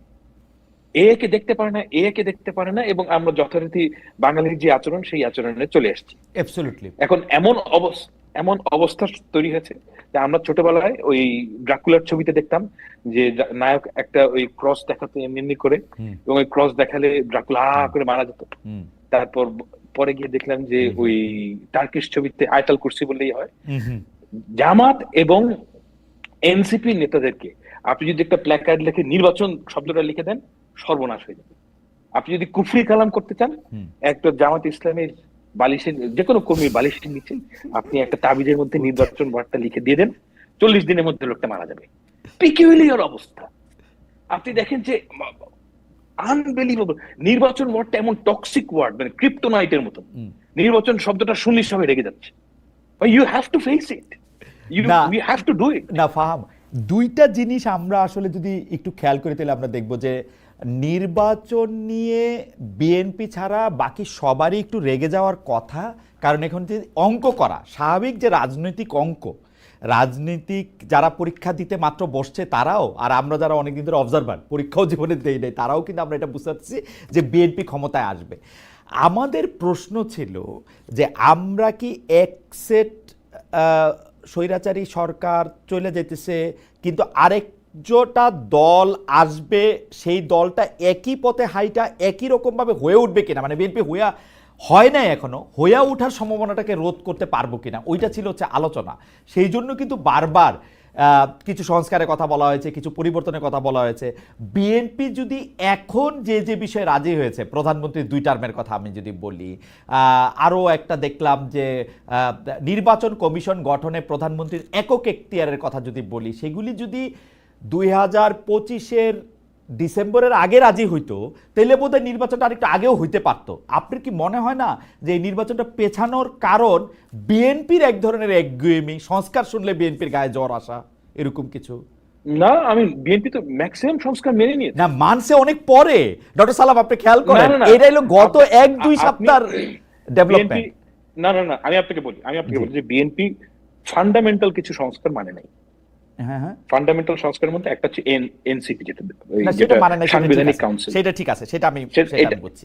হ্যাঁ, এই ধরনের কয়েকটা ফান্ডামেন্টাল সংস্কার পরপর তারা দুইবারে বেশি প্রধানমন্ত্রী হইতে পারবে না, সেটা তো বিএনপি প্রথমে মানতেছিল তো না। মেনে নিয়েছিল না, এটা এখন মানছে। পরে মেনে এটা যদি গত বছর মানতো তাহলে ইলেকশন আরো আগে হইতো। এইটা একটা হাইপোথিসিসের কথা আমি বললাম। না, আপনি ইউ আর রিডিং ইট রং। আচ্ছা, জামায়াতে ইসলামী এবং এনসিপি এই দুটো দল নির্বাচন চায় না, অ্যাজ সিম্পল অ্যাজ দ্যাট। আমাদের হান্নান মাসুদ যাই বলুক, তাদের যে অ্যাক্টিভিটি এটা ক্লিয়ার। এই সরকার অথর্ব, হ্যাঁ, এই অপরাধে তাদের অথর্বপনা দীর্ঘদিন ধরে করতে দিতে হবে। এটা হচ্ছে কি এনসিপির অফিসিয়াল স্ট্যান্ড। আমার মনে হয় যে আপনাকে তো এই জি, আপনি শেষ করেন, একদম শেষ করেন। আমি হান্নান মাসুদকে আর প্রশ্ন করতে চাই না, আপনার মন্তব্য যদি মনে করেন, চাই। জি, আপনি যদি মনে করেন যে এই সরকার অথর্ব, আমি এই ওয়ার্ডটা ইউজ করতে চাই না, কিন্তু এই ওয়ার্ডটা, এটা সত্যি কথা, এই সরকার খুবই দুর্বল এবং আমরা চাই যে এখান থেকে আমরা উত্তরণ করতে। আপনি তো এই দুর্বল সরকারকে রেখে দিলে ওই দুর্বলতা থেকে আপনি মানে বের হতে পারবেন না। ওকে, মানে দুর্বলতার রিজনটাই হচ্ছে কি এই যে তারা অনির্বাচিত। তাদের ওই যে আমি একটু হান্নান মাসুদের কাছে যেতে চাই। জনাব হান্নান মাসুদ, দুটি বিষয় ডক্টর সালাম একদম স্পষ্ট করে বলেছেন যে এই সরকার আসলে দুর্বল, এবং দ্বিতীয় হচ্ছে যে এনসিপি এবং জামায়াতে ইসলামী আসলে নির্বাচন চায় না। সেজন্য যত রাজনৈতিক কার্যক্রমই আপনারা করেন না, এইটার শেষ জায়গাটা হচ্ছে আপনারা নির্বাচন চান না। প্লিজ, আমি একটু আগে আপনাকে বলে নিই, আমার জায়গাটাকে একটু আমি বলে নিই। আপনার প্লিজ এটা বলে না যে আমরা নির্বাচন চাই, আগে হানা ভোট দেন, আগে স্থানীয় সরকার নির্বাচন দেন, এটা বলে না। মানে সরকার বদলের নির্বাচন আপনারা চান না, এইটার ব্যাপারে যদি আপনি মতামত দেন যে আসলে জাতীয় নির্বাচন, যেটা ভোট দিয়ে আপনারা সংসদে যাবেন, এটা আপনারা চান না কেন? আমি তো সংসদে যাওয়ার জন্য খুব উদ্গ্রীব হয়ে আছি যে যদি নির্বাচিত হই। জি, আর কিন্তু ভেরি গুড, কথা হচ্ছে যে আমাকে তো সেই পরিবেশটা দিতে হবে না। আমি রুলস রেগুলেশন, আমার পার্টি, আমি জানি না নির্বাচন চাই না এটা কখনো বলছে কিনা। আমরা তো কয়েকটা পূর্ব শর্ত আছে। আমরা যদি আগের নিয়মেই চলি তাহলে আমার অভ্যুত্থানটা দরকার ছিল না। আমরা বলছি নিয়মের কিছু পরিবর্তন করেন না, আমরা নিয়মের পরিবর্তন করতে বলছি। যত দ্রুত নিয়মের পরিবর্তনে আপনারা একমত হবেন তত দ্রুত নির্বাচনটা হবে, আমরা সেই কথা বলি। আমরা যখন হচ্ছে, আপনি ধরেন হচ্ছে বিএনপি 31 দফার মধ্যে পরপর 2বার প্রধানমন্ত্রী হবে, আমি এটা কয়েকবার করছিলাম, পরপর 2বার। আমি খুবই নিজেও বিএনপির প্রত্যেকটা প্রোগ্রামে যেতাম।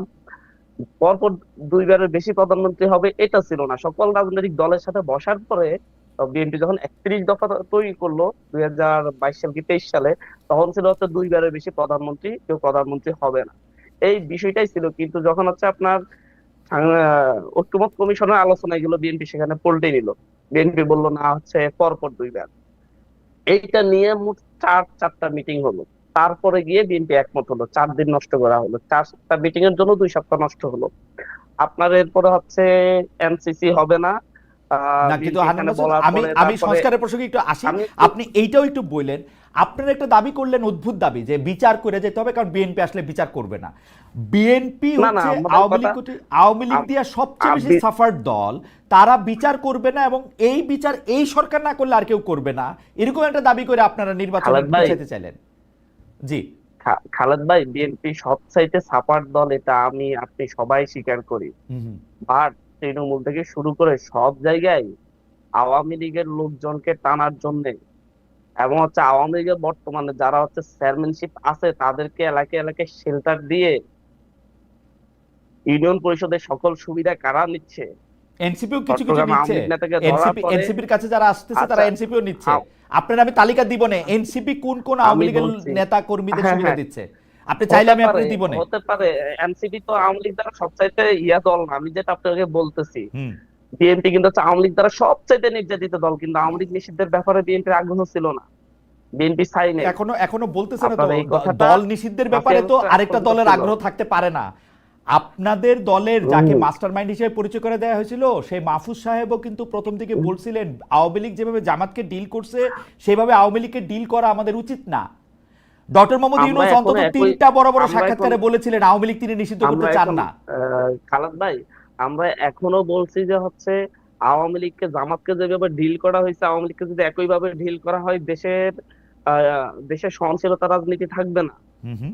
আপনার অবশ্যই এই বিরাট জনগোষ্ঠীকে রাজনীতি করার অধিকার দিতে হবে। যারা অপরাধের সাথে জড়িত ছিল না, অপরাধীদেরকে বিচার করতে হবে, হুম এদেরকে আইনের আওতায় এনে আপনি হচ্ছে প্রতিটা উপজেলায়, যেমন আমার উপজেলায় ধরেন বিএনপি বলতে ছিলই না কেউ বিএনপি পরিচয় দেওয়ার জন্য তেমন একটা কোনো গোষ্ঠী, শুধু প্রতিষ্ঠা বার্ষিকীর একটা মিছিল হইতো, প্রতিষ্ঠা বার্ষিকীর দিন আর কোনো প্রোগ্রাম হতো না।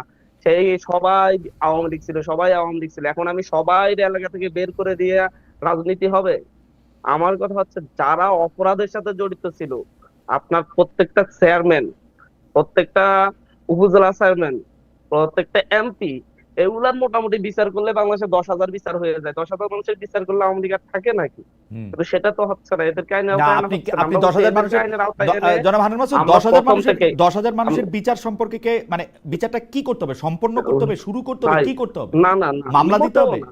এটা তো কথা না। আমরা আমরা একটা অগ্রগতি দেখতে চাচ্ছি, অন্তত শেখ হাসিনা সহ কয়েকজনের রায় দেখতে চাচ্ছি। শেখ হাসিনা, আপনি কি এই মনে করেন সরকার যে তো শেখ দায়িত্ব হাসিনার নিচ্ছে। পক্ষে যে মামলা হবে সে রায় দেওয়াটা 4-5 বছরের মধ্যে সম্ভব? সম্ভব, কেমনে এটা, অবশ্যই কেমনে সম্ভব। এটা, কেমনে এটা? কারণ কারণ আপনার কারণ শেখ হাসিনার বিচারের জন্য যেই প্রমাণগুলা দরকার, তার মধ্যে অনেকগুলা প্রমাণ এই জনাব ইউনাইটেড আনোয়ার মাসুদ, নেশন, জনাব জাতিসংঘের আনোয়ার ইয়ে মাসুদ, থেকে আপনি এসেছে। আপনি অনেক বড় এবং রাজনৈতিক নেতা, হচ্ছে অনেক বড় রাজনৈতিক নেতা, কিন্তু আমি আপনাকে আসলে এবং বাংলাদেশের বাংলাদেশে ফৌজদারি আমরা 2 কার্যবিধি আর বছরে দণ্ডবিধিটা যেই দুই অবস্থায় আছে দুই বছরে সেই অবস্থায় আপনি এটা এই জন্য ভাই, এই জন্য তো দ্রুত ট্রাইব্যুনাল করা হয়েছে। দ্রুত দ্রুত বিচার ট্রাইব্যুনালের ট্রাইব্যুনাল মাধ্যমে করে জামাত রে ভাই, নেতাদেরকে ফাঁসি দেওয়া হয়েছে 2 বছরের মধ্যে। দ্রুত বিচার ট্রাইব্যুনাল কইরাই, দ্রুত বিচার ট্রাইব্যুনাল করলেও আপনাকে তার মধ্যে সাক্ষী নিতে হবে, সাক্ষ্য প্রমাণ নিতে হবে, এবং সেই দ্রুত বিচার ট্রাইব্যুনালের উপরেও একটা এপিলেট কোর্ট আছে, সেই এপিলেট কোর্টে গিয়ে আপনার আমি বিচার নিম্ন নিম্ন আমরা বলছি বিচারের, আমরা বলি যে হচ্ছে বিচার অগ্রগতি দেখতে চাচ্ছি, রায় দেখতে চাচ্ছি। নিম্ন আদালত থেকে রায় আসার পরে আপিল বিভাগে যাবে, হাইকোর্টে যাবে। রায় এই দেখতে পর্যন্ত তো চাচ্ছেন, আপনার এখন রায়ের আগাচ্ছে জন্য না। তো আহ, আচ্ছা আমি আমরা আমি আমার আমার মনে হয় যে বিচারটাকে আমার আপনি মনে হয় যে এখন পর্যন্ত আপনাদের আপনি দলেও আপনি দ্রুত অনেক বিচার আইন কানুন ট্রাইব্যুনাল এক লোক করে, আছেন, তাদের আমি সাথে একটু কথা খালেদ বলেন ভাই, আপনি। ট্রাইব্যুনাল দ্বিতীয় ট্রাইব্যুনালকে এখনো কার্যকর করে নাই। হুম। সরকারের আমরা যে অনীহা অনিচ্ছা দেখি, এটা নিয়েই তো আমরা উদ্বিগ্ন, আমরা মানে হচ্ছে খুব আতঙ্কিত। কারণ সরকারের সরকার 2-3টা ট্রাইব্যুনাল করে বিচারগুলা তো দ্রুত করতে পারে। একটা ট্রাইব্যুনাল করে সে এরপর সেকেন্ড ট্রাইব্যুনাল করতে, সেটাকেও ভালোভাবে কার্যকর করে নাই। আমরা বলছি না যে হচ্ছে নির্বাচন হতে হবে না, নির্বাচন হওয়ার জন্য কিছু আমরা মৌলিক শর্ত দিছি। আমরা বলি নাই যে সবাই ফাঁসিতে ঝুলাই দিয়ে তারপর নির্বাচন, আমরা হচ্ছে বিচার অগ্রগতি দেখতে আপনার চাচ্ছি। কোনো অগ্রগতি দেখতে বারবার এমন পাচ্ছেন না ভাবে এখন লিড করা পর্যন্ত? হচ্ছে, এখন না পর্যন্ত আমরা কোনো অগ্রগতি দেখতে দেখতে পাচ্ছি না এখন পর্যন্ত। সেই পরিমাণে 1 বছর হয়ে গেছে, সাক্ষ্য গ্রহণ শুরু হয়নি। হুম। মানে কি আমরা এটাকে সাক্ষ্য অগ্রগতি বলবো? গ্রহণের আগে সাক্ষ্য মানে এখন মুশকিলটা হলো আপনারা যখন আমি 1 এটা বছর বলবো যে হয়ে সাক্ষ্য গেছে। গ্রহণের আগে যে আইন কানুনের আচ্ছা, প্রসিডিওর লাগে, তখন আপনারা বলবেন আমরা বিপ্লবী সরকার, বিপ্লব তো আইন কানুন মাইনা হয় নাই। কিন্তু এখন বিচার না যদি আমি আপনি আইন সেটা কানুন বলবো মাইনা না। কন, তাহলে আমরা আইনের এই অগ্রগতি দেখতে চাচ্ছি। আপনার আওয়ামী লীগের কিছু মৌলিক বিচার ছাড়া, অগ্রগতি ছাড়া আপনি নির্বাচন দেয়, এটা প্রতারণা হবে। আচ্ছা আমরা বলছি যে হচ্ছে সংস্কারের যে আমার নির্বাচনের জন্য যে ফিল্ড দরকার, সেই ফিল্ডটা দেন। আপনি তো আমার একজন কর্মী, আমার মিছিলে আসলে দেখি যে আওয়ামী লীগ যেভাবে বাড়িতে ফেরার পর হুমকি দামকি দিত, গায়ে হাত তুলতে, এটা অহরহ করতেছে। আমি কিভাবে এই নির্বাচনে যাবো? আমি তো দেখতেছি পরিবেশটা একই। আমি দেখতেছি আমি প্রতারণা আচ্ছা গেলে আমার আমার যে মনে হয় যে মামলা জনাব হচ্ছে, হান্নান সেটা নিয়ে মাসুদ, কোনো জনাব অ্যাকশন হান্নান হচ্ছে না। মাসুদের বক্তব্য আমাকে একদম পরিষ্কার করেছেন বিএনপি যে বড় যে দল গণ হিসেবে অভ্যুত্থান, জি দায়িত্ব নিতে হবে। বিএনপি বড় দল হিসেবে দায়িত্ব নিতে হবে, আমাদেরকে আস্থায় নিতে হবে যে তাদের নেতা কর্মীরা আমাদেরকে মানে হচ্ছে অন্যায়ভাবে আঘাত করবে না, সুন্দরভাবে আমাদেরকে রাজনৈতিক কর্মকাণ্ড অ্যাবসলিউটলি করতে অ্যাবসলিউটলি দিবে। জনাব হান্নান মাসুদের সাথে কিন্তু জনাব হান্নান মাসুদ, প্রতিনিয়ত আজ পর্যন্ত আমি একটু শেষ করি, জি জি, চট্টগ্রামে শেষ সহ করেন শেষ করেন। গোপালগঞ্জে হামলার পরে বিএনপির যেই পরিমাণ পোস্টেড নেতাকর্মী ফেসবুকে পোস্ট দিয়ে হুমকি দিয়েছে এবং বিভিন্ন জায়গায় হামলা করেছে লোকজন আমাদের প্রোগ্রাম থেকে যাওয়ার পরে, তাদের বিরুদ্ধে যদি ন্যূনতম সাংগঠনিক ব্যবস্থাও বিএনপি নিত, তাদের যারা এইভাবে একবার প্রকাশ্য হুমকি দিয়ে হামলা করছে, তাহলে আমরা মনে করতাম বিএনপি চাই যে হচ্ছে লেভেল প্লেইং ফিল্ডে শুধু একটা নির্বাচনী পরিবেশ তৈরি করতে। জনাব হান্নান আমার মাসুদ, মনে হয় জনাব হান্নান ধরা মাসুদ, খাওয়া আপনার আগ বক্তব্য পর্যন্ত একদম পরিষ্কার, কারণ এইটা নিয়ে আমি এখন জনাব ফাহাম আব্দুল সালামের কাছে যাব। জনাব ফাহাম আব্দুল সালাম, বিচারের জন্য যে দাবি তারা করতেছেন যে একটা দৃশ্যমান অগ্রগতি, এবং তারা দাবি করতেছেন যে বিএনপি ক্ষমতা আসলে যে তাদের কোনোভাবে হেনস্থা করা হবে না, সেই রকম কোনো একটা আস্থায় নেওয়া, সেটি দেখা যাচ্ছে না। বিএনপি বরং ক্ষমতায় আসবে তা না ভাই, ভাই সেটা বলিনি, বলছি একটা নির্বাচনের পরিবেশে প্রচার প্রচারণার ক্ষেত্রে আমাদের স্বাধীন ভাবে কেউ এনসিপি করতে পারবে, কেউ জামাত করতে পারবে, সেই পরিবেশটা বিএনপি এখন ওকে, দিচ্ছে না। ফ্যান্টাস্টিক আমার ফ্যান্টাস্টিক। জনাব নিজের ফাহাম আব্দুল অনেক সালাম, আপনি যদি উদাহরণ একটু আছে, বলতেন অনেক গোপালগঞ্জের উদাহরণ ঘটনা দিতে পারবো।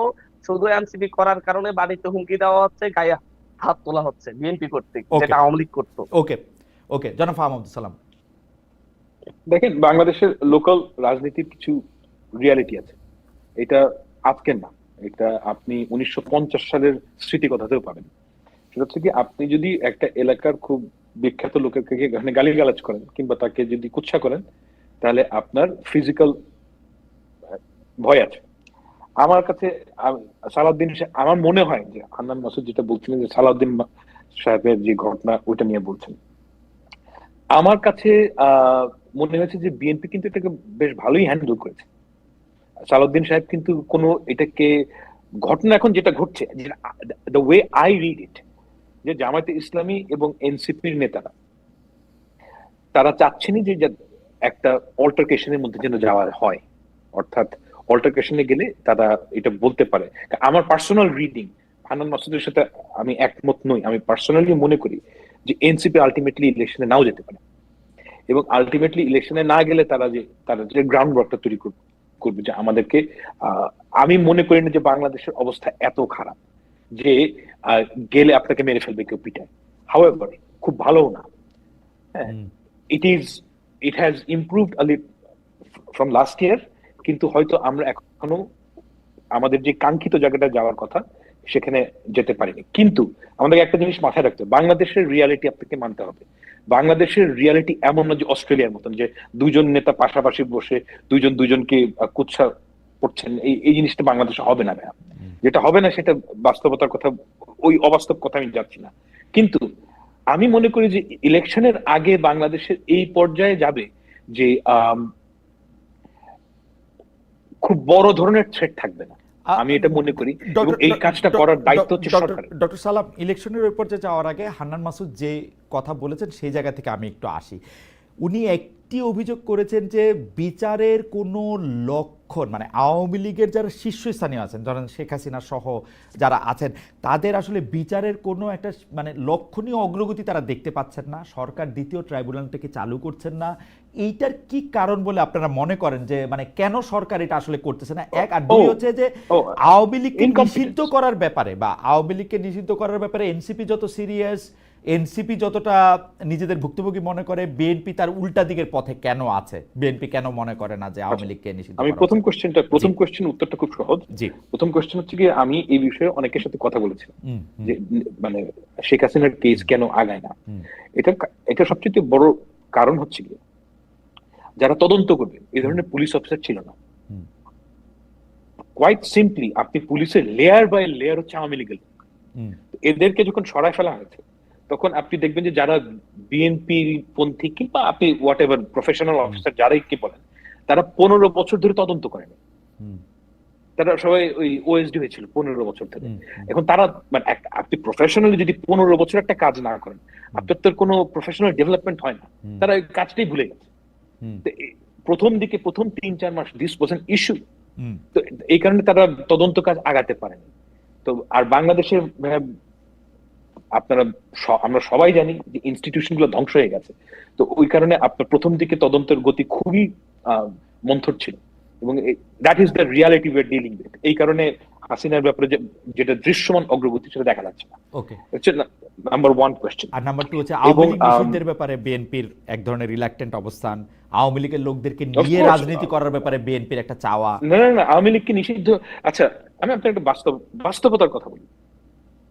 আওয়ামী লীগকে যদি আপনি নিষিদ্ধ করেন বলে, আপনার কি মনে হয় যে এই ক্ষমতাটা একটা সরকারের থাকা উচিত কিংবা পার্লামেন্টের থাকা উচিত?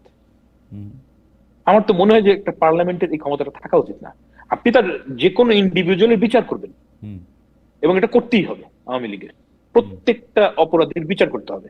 কিন্তু আপনি যদি অ্যাজ এ পার্টি একটা জিনিসকে ব্যান করেন, আপনার কোনো এই প্রেসিডেন্সটা ক্রিয়েট করে 15 বছর পর অন্য কোনো পার্টিকে যদি ব্যান করা হয়, আপনি এটা কোনো গ্যারান্টি দিতে পারেন? খুব বাজে প্রেসিডেন্স একটা পলিটিক্যাল পার্টি যদি আপনি ব্যান করেন। সেকেন্ড কোয়েশ্চেন হচ্ছে কি, I can guarantee this, I have mate a lot of people like this. আমাদের যারা ফরেন পার্টনার এখনই তারা করছে, তখন আরো ফুল থ্রটলে করবে। যে আপনি যদি তাকে নিষিদ্ধ করেন, পরের দিনই আমেরিকা ইইউ এসে বলবে যে তোমরা নিষিদ্ধ করলে, যখনই আপনার একটা আইএমএফ এর লোন লাগবে, কোনো কিছু লাগবে, বলবে যে এই নিষিদ্ধ উঠাও। এখন সমস্যাটা কি আপনি দেখেন, বিএনপি যদি তখন ওই বাটে পড়ে যদি এই নিষিদ্ধ উঠাতে চায়, এনসিপি বলবে দোষর, জামাত ইসলামী বলবে এরা হচ্ছে গিয়ে দোষর। It's a big problem. এর থেকে অনেক বেটার হচ্ছে যে আপনি নিষিদ্ধ না করে তার প্রত্যেকটা লোকের বিচার করতে পারবেন। আপনি যদি প্রত্যেকটা লোকের বিচার করেন টপ লেভেলের, আওয়ামী লীগ বলে তো কোনো দল থাকবে না। আর যেটা হান্নান মাসুদ বললেন যে লোয়ার লেভেলের লোকেরা বিএনপি হয়ে যাচ্ছে, তার আগে তো উনি নিজেই বললেন যে যারা আওয়ামী লীগের লোয়ার লেভেলের অপারেটিভ, তাদেরকে তো আপনাকে রাজনীতির মধ্যে ফেরাতে হবে, তাদের তো রাজনীতি করার রাইট আছে। এখন একটা ধরেন ছোট লেভেলে Awami League, that is the reality we are dealing with, যে তারা তো নাই হয়ে যাবে না, তারা হয় এনসিপি তে নাহলে জামাতে। আমি আজকে দেখছিলাম একটা ছেলে যে আগে ছাত্রলীগ করতো, এখন শিবির হয়ে গেছে। এটি হচ্ছে কি বাংলাদেশের বাস্তবতা, এই ঘটনাটা ঘটবে। তো ওই ঘটনাটা তো আপনাকে একসেপ্ট করতেই হবে, মানে এছাড়া তার আপনার কোনো ওয়ে নাই। আপনি কি লক্ষ লক্ষ লোকের বিচার করবেন? এটা পসিবল না। তো লো লেভেলের যারা অপারেটিং, তারা অবশ্যই এনসিপি বিএনপি জামাতে সাথে ভিড়বে। মানে এই বাস্তবতা আপনি কিভাবে অগ্রাহ্য করবেন? ওকে, আচ্ছা আমরা একটু সময় বাড়িয়ে নিচ্ছি আজকে আপনাদের অনুমতি নিয়ে, যদিও অনেক মানে সময় হয়েছে। হান্নান মাসুদ, আওয়ামী লীগের 15 বছর গণতন্ত্র প্রতিষ্ঠায় ফেসিবাদ প্রতিরোধে বিচার বহির্ভূত হত্যাকাণ্ডের বিরুদ্ধে যিনি লড়াই করেছেন, কারাগারে ছিলেন, তিনি আন্তর্জাতিক খ্যাতিসম্পন্ন আলোকচিত্রী জনাব শহীদুল আলম। তিনি একটি জুলাই আন্দোলনের বড় যোদ্ধা, তিনি একজন। অবশ্যই ফেসবুকে তিনি একটি ছবি পোস্ট করেছেন যেখানে তিনি বলছেন, একটি ইংরেজিতে লেখা, যার বাংলা অনেকটা এরকম: এই অন্তর্বর্তী সরকার আসলে অন্তর্বর্তী সরকার নয়, এটা মূলত ডানপন্থী শক্তির একটি কোয়ালিশন সরকার। আমাদের প্রশ্ন, এই যে ডানপন্থী, এইটার সাথে আপনি আসলে একমত কিনা? আবার আমরা আলতাফ পারভেজকে বলতে শুনলাম যে এই প্রথম ফেসবুকের দিকে তাকিয়ে সরকার পরিচালনার একটা সংস্কৃতি দেখলাম। আমরা দেখলাম মাহা মির্জা, যিনি এই আন্দোলনের একজন অন্যতম সংগঠক, আন্দোলনের কর্মী, তিনিও বলছেন যে কোনো একটা কথা বলতে হলে আমাদের ভয়ে ভয়ে বলতে হচ্ছে। আমরা দেখলাম ব্যারিস্টার সারা হোসেন, যিনি এই আন্দোলনের একজন অন্যতম, মানে আমি সংগঠক না বললেও প্রথম সারির একজন, তিনিও বলছেন যে ভয়ের কারণে বিচারকরা তো আছেই, সমস্ত অঙ্গনই ভয়ে আছে। এই অবস্থাটার জন্য আপনি কাদের দায়ী মনে করেন? আমার যেটা, মানে আমি যেটাকে আমার লাইন বলতে চাই, সেটার জন্য এই সরকারের সময় ডানপন্থীদের যে উত্থান, জনতুষ্টিবাদের যে উত্থান, তার জন্য প্রধানত দায়ী হচ্ছে এনসিপি। জনাব হান্নান মাসুদ। না, আমার মনে হয় এনসিপি কে তো দায়ী করতে পারেন সবাই, যে বাবা দায়ী করে, আপনিও দায়ী করতে পারেন, তবে আমি মনে করি না। বাট শহীদুল ভাই, সারা হোসেন, সারাফার সাথে আমি একমত হতে পারি না, তবে বাকিদের কথার সাথে আমি একমত। এই বিষয়টা আমরাও ফিল করতেছি, আমরাও দেখতেছি, এবং এটা থেকে সরকার আসলে হচ্ছে, আমার মনে হয় আমার জায়গা থেকে সরকার আসলে কতটুকু নির্বাচনের দিকে আগাতে চাচ্ছে সেটা সরকারের বিষয়টাও প্রশ্নবোধক চিহ্ন রেখে গেলাম। কারণ সরকার যে পরিবেশটা তৈরি করার দরকার একটা নির্বাচনের জন্য, বা হচ্ছে সকলকে সমান সুযোগ সুবিধা দেওয়ার জন্য, সরকার সেটা পারছে না। এটা না পারলেও হয়তো শেষমেশ এই সরকারের অধীনে কোনো নির্বাচন হয় কিনা বা নির্বাচন করতে পারে না, সেটা নিয়েও আমার সন্দেহ রয়েছে। এটাই আমার ব্যক্তিগত অভিমত, এটা আমার পার্টির কোনো অভিমত নেই, আমার নিজ থেকে নিজের ফিলিংস থেকে বলতেছি। গত 1 বছরে সরকারকে অবশ্যই একটা পরিবেশ তৈরি করা দরকার। আপনি আহ দরকার ছিল যাতে করে সকল দল একটা সেফ ফিল করে, যে সাদাবাজির কথা বলেন, দখলবাজির কথা বলেন, এগুলা নিয়ে আমরা বিএনপি কে অনেক কথা বলতে পারি। বাট এটাতে বিএনপির যদি হচ্ছে 60% বা 70% দায়ী হয়, সরকার তো বাকি 30% দায়ী নিতে হবে। সরকারে বসে আছে, সরকারের নাকের না ডগে কিন্তু হান্নান সাদাবাজি করে মাসুদ, চলে যায়, মানুষ হত্যা করে চলে যায়। হান্নান মাসুদ, এই এইটা আসলে পরিবেশটা তৈরি করা এটা হয়নি। আসলে এটা আসলে এটা আসলে মানে আপনারা যখন কথা বলেন তখন কি আসলে এইটা মনে রাখেন 4 জন লোককে ছাড়াতে চলে গেলেন, মুসলেকাদের নিয়ে আসলেন? এই প্রেসিডেন্সগুলি তো আপনারা তৈরি সরি করলেন হান্নান মাসুদ, সারা বাংলাদেশের সবার নেতা আপনারা। এই প্রেসিডেন্স আপনারা বুঝতে তৈরি করলেন, পারিনি আমি। আপনাদের অন্য বুঝতে নেতারা পারিনি অন্য প্রেসিডেন্স তৈরি করলো, বললে আবার আপনারা রাগ হয়ে যান, কিন্তু করলেন তো এগুলি ভাই, আপনারা। আপনার কথাটা কেটে আসছে, আমরা বুঝতে পারিনি। হান্নান মাসুদ, কথাটা কেটে আপনি, আসছিল। আপনার সাথে কিন্তু আমি একমত। আপনি আমাকে একটু বলছেন যে আপনারা কিন্তু রাজনৈতিক দল না করলেও আমাদের সবার নেতা, কিন্তু আপনারা একটা গণ-অভ্যুত্থান নেতা, কিন্তু আপনারা কি প্রেসিডেন্স তৈরি করলেন? কয়েকদিন আগে তো আপনি নিজেই থানায় গিয়ে 4 জন লোককে ছুটিয়ে নিয়ে আসছেন মুচলেকা দিয়ে, যারা অন্য একটা জায়গায় চাঁদাবাজি না, করতে গেছিল। না, এটা দেখেন যে হচ্ছে এই বিষয়টা নিয়ে অলরেডি আমার পার্টির পক্ষ থেকে আমাকে শোকজ করা হয়েছিল, ইয়া থেকে করা হয়েছিল, এটা রিপ্লাই দেয়া এবং হচ্ছে সবকিছুর একটা তদন্ত হয়ে এটা বের হয়ে আসছে। আমি সেখানে ওদেরকে ছাড়াতে যাই নাই, আমাকে সেখানে প্রশাসনের কাছ থেকে হেল্প চাওয়া হয়েছিল। সেখানে নিচে শিক্ষার্থীরা ভিড় করছিল। শিক্ষার্থী বলতে হচ্ছে তাদের বিভিন্ন সমর্থকরা, যেখানে তারা এটা হ্যান্ডেল করতে পারছিল না, হ্যান্ডেলের সুবিধাটা আমাকে ডাকছিল।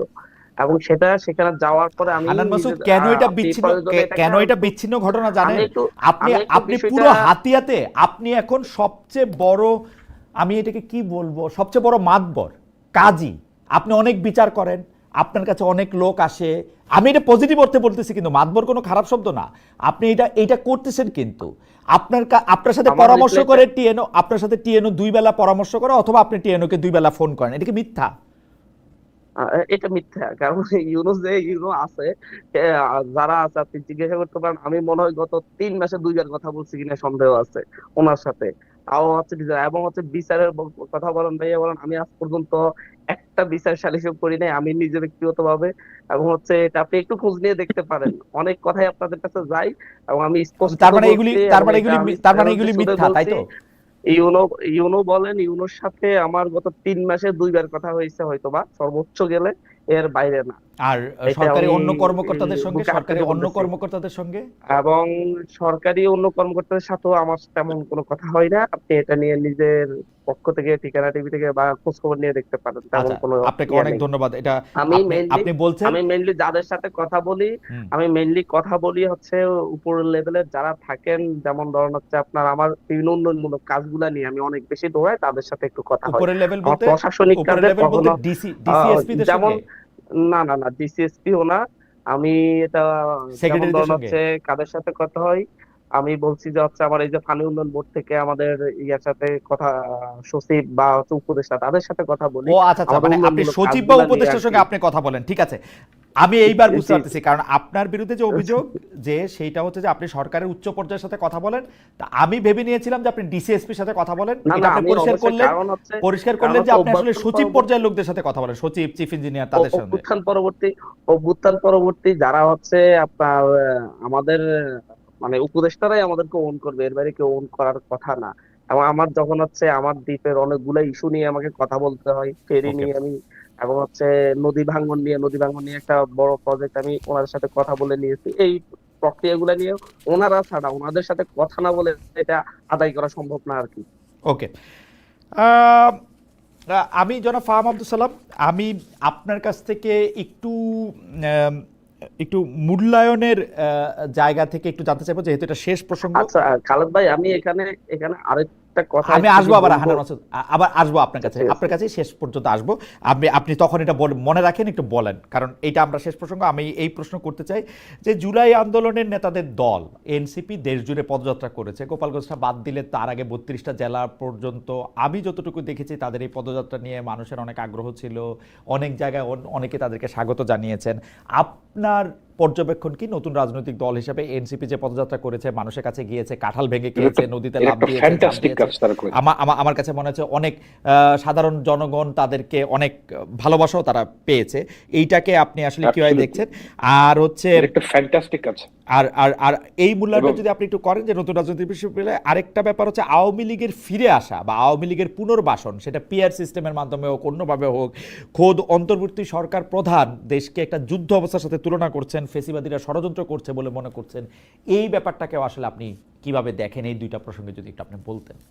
প্রথমত এনসিপি আমি হচ্ছে গিয়ে এনসিপির খুব বড় শুভাকাঙ্ক্ষী, কারণ এনসিপির যত নেতা প্রত্যেকে আমার ছোট ভাই, এবং আমি তাদের প্রতি ডিপ গ্র্যাটিটিউড আছে। কারণ আমরা শেখ হাসিনার যেই জুলুম এখান থেকে বের হওয়ার জন্য আমার এই ছোট ভাইরা এই দেশকে নেতৃত্ব দিয়েছে। I can't forget that ever in my life. So I have deep gratitude. এবং তারা যে কাজটা করছে এটাই রাইট ওয়ে। মানুষের কাছে যেতে হবে, মানুষের কাছে গিয়ে বলতে হবে যে আমরা ক্ষমতায় গেলে এই কাজ করব, আমি আপনার এই প্রবলেম সলভ করব, যেটা এনসিপির মধ্যে আমার কাছে মনে হয়। আমি একটু সমালোচনার ঢঙে বলছি, but this is the reality we must deal with. যে বাংলাদেশের সবচেয়ে বড় সমস্যা সাধারণ মানুষের সময় খুব খারাপ যাচ্ছে। এখানে 1/3 অফ আওয়ার ইউথ তারা বেকার। তাদের প্রবলেম গুলোকে আমাদের অ্যাড্রেস করতে হবে। আনফর্চুনেটলি এনসিপির যত রেটরিক সব হচ্ছে সংস্কার কেন্দ্রিক এবং পিপলের সাথে কোনো যোগাযোগ নাই। বাংলাদেশের মানুষের প্রধান সংকট এই সময় আমার কাছে মনে হয়েছে যে law and order and economic problem. এখন এই দুই প্রবলেম আমাদের পলিটিক্যাল সংকটের চাইতে অনেক বড় প্রবলেম, কারণ ভবিষ্যতে এগুলোর স্নোবল এফেক্ট হতে পারে। আমাদের এখন মানুষের কি সমস্যা, এই সমস্যার সমাধান কিভাবে করা যায় ওই দিকে নজর দেওয়া উচিত। এবং আমি আশা করবো যে এনসিপি নেতারা যখন যাবেন তারা তাদের যে কনস্টিটুয়েন্সি তারা বলবেন, কিন্তু তারা যেই কাজটা করছেন this is the right thing. ওখানেই যাওয়া উচিত, সাধারণ মানুষের সাথে যোগাযোগ করা উচিত এবং তাদেরকে বলা উচিত যে আমরা ক্ষমতায় গেলে কি করব। আপনার দ্বিতীয় কোয়েশ্চেন হচ্ছে গিয়ে যে ফ্যাসিজমের ফ্যাসিবাদ মানে ফ্যাসিস্টরা আবার ফিরে আসবে কিনা, ষড়যন্ত্র। জি, শেখ হাসিনার পক্ষে ফিরে আসা সম্ভব না। এটার কারণ হচ্ছে গিয়ে বাংলাদেশের যে পলিটিক্স, বাংলাদেশের পলিটিক্সের কিছু নোড লাগে। মানে ব্যাপারটা হচ্ছে এরকম যে আপনার কিছু লোকালি কিছু ক্ষমতাধর লোক লাগে যাকে কেন্দ্র করে একটা বড় বলয় তৈরি হয়। কারণ এই নোটগুলা বাংলাদেশে আওয়ামী লীগের যে নোটগুলো ছিল তারা সবাই দেশ থেকে পালিয়ে গেছে এবং তাদের পক্ষে দেশে ব্যাক করা সম্ভব না। এই জিনিসটা এবং আমার যেটা অনুরোধ যে বিএনপি, জামায়াত ইসলামী এবং এনসিপি এদের মধ্যে একটা ঐক্য থাকতে হবে যে আমরা নিচের লেভেলে সবকিছু হয়তো ভালো করে আমরা খেয়াল রাখতে পারবো না, that's probably the reality we are dealing with. কিন্তু এই যে এই নোটগুলোকে আমরা কখনোই এফেক্টিভ হতে দিব না এবং তাদের বিচার করব। এই এতটুকুনি ফ্যাসিস্টদের ফিরে আসার জন্য যথেষ্ট। সমস্যা হচ্ছে গিয়ে যে জামায়াতে ইসলামী এবং এনসিপি এবং বিএনপি এই তিনজনের মধ্যে যে ঐক্য থাকাটা দরকার ছিল গত 1 বছর, সেই ঐক্য শেষ হয়ে গেছে। এবং এই ঐক্য শেষ হয়ে যাওয়ার মূল কারণ হচ্ছে যে কনস্ট্যান্ট একটা টক্সিক আচরণ তিন পার্টির মধ্যে এটা আছে। কিন্তু আমি মনে করি না ব্যক্তিগতভাবে যে আওয়ামী লীগের পক্ষে ফিরে আসা সম্ভব, ওকে, অ্যাটলিস্ট আওয়ামী লীগ নামে। ওকে, আপনাকে ধন্যবাদ। একটা কথা বলতে চেয়েছিলেন হান্নান মাসুদ, শেষ করেন। আমি কি প্রশ্নটা করব নাকি আপনি কথাটা বলে নেবেন? প্রশ্ন করেন। প্রশ্নটা হলো, জুলাই আন্দোলনে আপনারা বঙ্গবন্ধু শেখ মুজিবুর রহমানের ভাষণ কোটেশন উদ্দীপনা হিসেবে ব্যবহার করেছেন। গত 15 বছর আওয়ামী লীগ মুজিববাদ শব্দটি বলেছে কিনা অন্তত আমার মানে আমার জানি নাই, কিন্তু এখন এই 1 বছরে আপনারা এনসিপি নেতারা শতবার এই শব্দ উচ্চারণ করছেন। নিজেদের দল নিয়ে স্লোগানের চেয়ে আপনারা মুজিববাদ মুর্দাবাদ স্লোগান মনে বেশি দিচ্ছেন।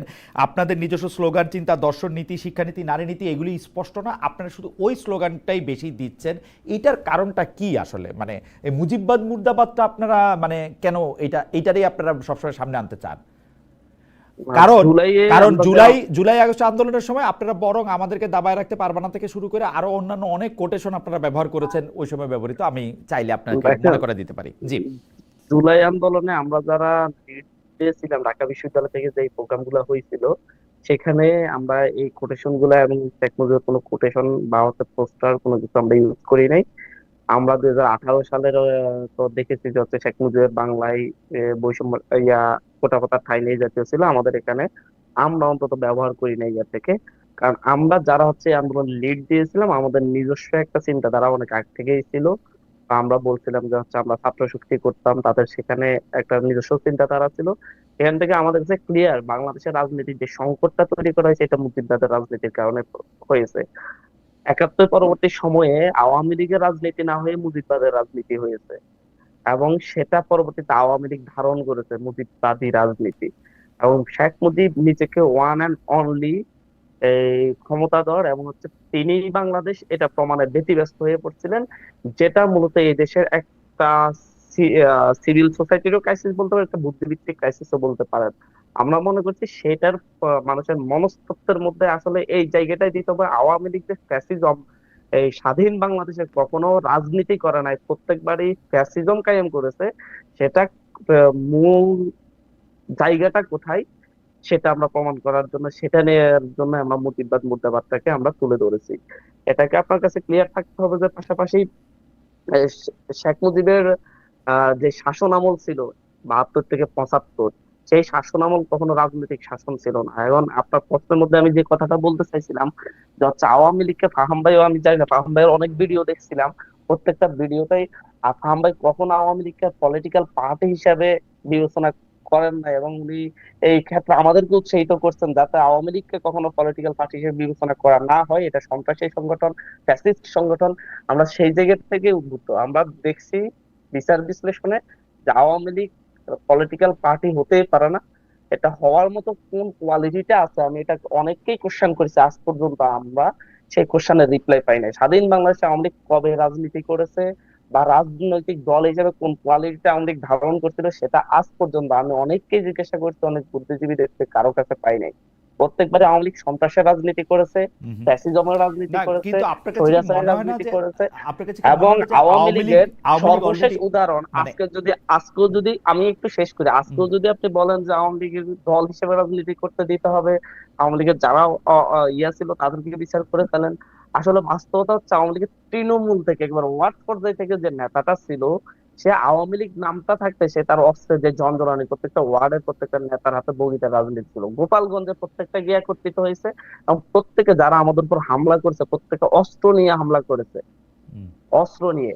এটা আপনি যদি হচ্ছে জামাত ইসলামী করতো কিংবা যদি হচ্ছে কোনো ইসলামিক দল করতো তাহলে আপনি এটাকে জঙ্গিবাদ বলে বলে সব শেষ করে ফেলতেন। বাট আওয়ামী লীগ পরিচয়ে আপনাদের বয়ানে আসতেছে আওয়ামী লীগের, ছাত্রলীগের জেলা সভাপতি করেছে, যুবলীগের উপজেলা সভাপতি এই অস্ত্র নিয়ে হামলা করেছে।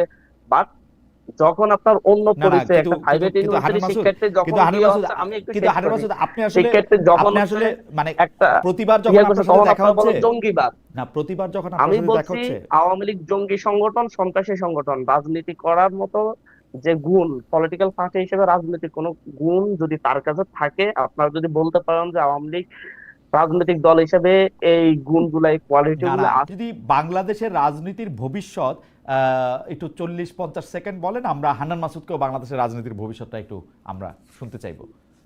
বাংলাদেশের রাজনীতির ভবিষ্যৎ হচ্ছে বিএনপি, জামায়াত ইসলামী এবং এনসিপি, এবং এই তিনটা দলকে বাংলাদেশে কোএক্সিস্ট করা শিখতে হবে। এবং এই তিনটা দলকে অবশ্যই অবশ্যই আওয়ামী লীগের মধ্যে বিরোধী দল হলে হবে না, কোনো দলকেই না। আওয়ামী লীগ 91 সালে যেই কাজ করতো ওই রকম প্রতিটা জিনিস আটকে দিয়ে, প্রতিটা জিনিস আমি না খেলে তোরও খাইতে দিব না, এই মেন্টালিটি থেকে বের হয়ে বাংলাদেশের সাধারণ মানুষের অসংখ্য সমস্যা, এই প্রবলেম গুলো সলভ করার জন্য তিন পার্টিকে একত্রে বসতে হবে। এবং আমরা যদি তিন পার্টি একত্রে বসি, আমার কাছে মনে হয় যে বাংলাদেশের এই আওয়ামী লীগের চ্যাপ্টার থেকে আমরা বের হবো। এবং এনসিপির প্রতি আমার অনুরোধ, একটাই অনুরোধ, যে আপনারা জুলাই থেকে একটু বের হন। এবং এই কারণে বলছি যে মানুষের উপর ট্রাস্ট রাখেন, যে আমরা যদি ভালো কিছু দিতে পারি মানুষ এই আওয়ামী লীগের চ্যাপ্টার থেকে অতিক্রম করবে। এটা ডিপেন্ড করে হচ্ছে কি এই তিন পার্টির ঐক্যের উপর, এই তিন পার্টির পারফরমেন্সের উপর। ওই জায়গাটায় ফোকাস করা উচিত যে Awami League is a chapter যেটা শেষ হয়ে গেছে, Close এবং এটা you have to trust it. জি, ডক্টর সালাম আপনাকে ধন্যবাদ। জনাব হান্নান মাসুদ, আপনি যদি একটু শেষ করতেন। না, আমি ভাইয়ের সাথে সম্পূর্ণ একমত যে হচ্ছে আসলে বাংলাদেশে যদি হচ্ছে আগামীতে খুব ভালোভাবে চালাতে হয়, দেশের ভবিষ্যৎ নির্ধারণ করতে হয়, তাহলে বিএনপি, জামাত, এনসিপি সহ যারাই ইয়ার বিরুদ্ধে, শেখ হাসিনার বিরুদ্ধে দীর্ঘ লড়াই করছে, তাদের প্রত্যেককে কোএক্সিস্ট করতে হবে, একজন আরেকজনের সাথে মিলেমিশে রাজনীতিটা করতে হবে, এবং সেই পরিবেশটা প্রত্যেকে মিলে তৈরি করতে হবে। এখানে আগে যেমন হচ্ছে বিএনপি আওয়ামী লীগকে শত্রু মনে করতো, আওয়ামী লীগ বিএনপি কে শত্রু মনে করতো, সেই পরিবেশটা যদি তৈরি হয় তাহলে দেশের জন্য ভয়ঙ্কর পরিবেশ অপেক্ষা করতেছে, এবং সেটা আমরা কেউই চাই না। অন্তত আগামী 10 বছর যে সরকারগুলো গঠিত হবে সেখানে যেন হচ্ছে অন্তত প্রত্যেকের সাথে একটা ইয়া থাকে, অ্যালাইন থাকে, এখানে যেন হচ্ছে কোনো ধরনের ওই যে ঘাড়ি ভাঙ্গার হরতাল, কোনো হুম। ধরনের মানে হচ্ছে ইয়া জ্বালিয়ে দেওয়ার অবরোধ, এই জাতীয় কিছু যেন না হয়, সেই পরিবেশটা তৈরি করতে হবে। কারণ আমার দেশটা ভালো নেই, এবং দেশের ভবিষ্যৎ যদি ঠিক করতে হয় এই প্রত্যেকটা দলকে একসাথে হয়ে বসে এই রাজনীতিটা করতে হবে। আপনাদের দুজনকে অনেক ধন্যবাদ, জনাব হান্নান মাসুদ, জনাব ফাহাম আব্দুল সালাম। আপনাদের অনেকগুলি বিষয়ে আপনারা অনেকগুলি জবাব দিয়েছেন, নতুন নতুন প্রসঙ্গে এনেছেন এবং আমাদের অনেক বিষয়ে ব্যাখ্যা এবং বিশ্লেষণ করতে সাহায্য করেছেন। অনেক দর্শক আপনাদের সঙ্গে ছিলেন, অনেক দর্শক আপনাদের দুজনের বক্তব্যই সহমত প্রকাশ করেছেন, কোনো কোনো সময় একটু মতবিরোধ দেখিয়েছেন।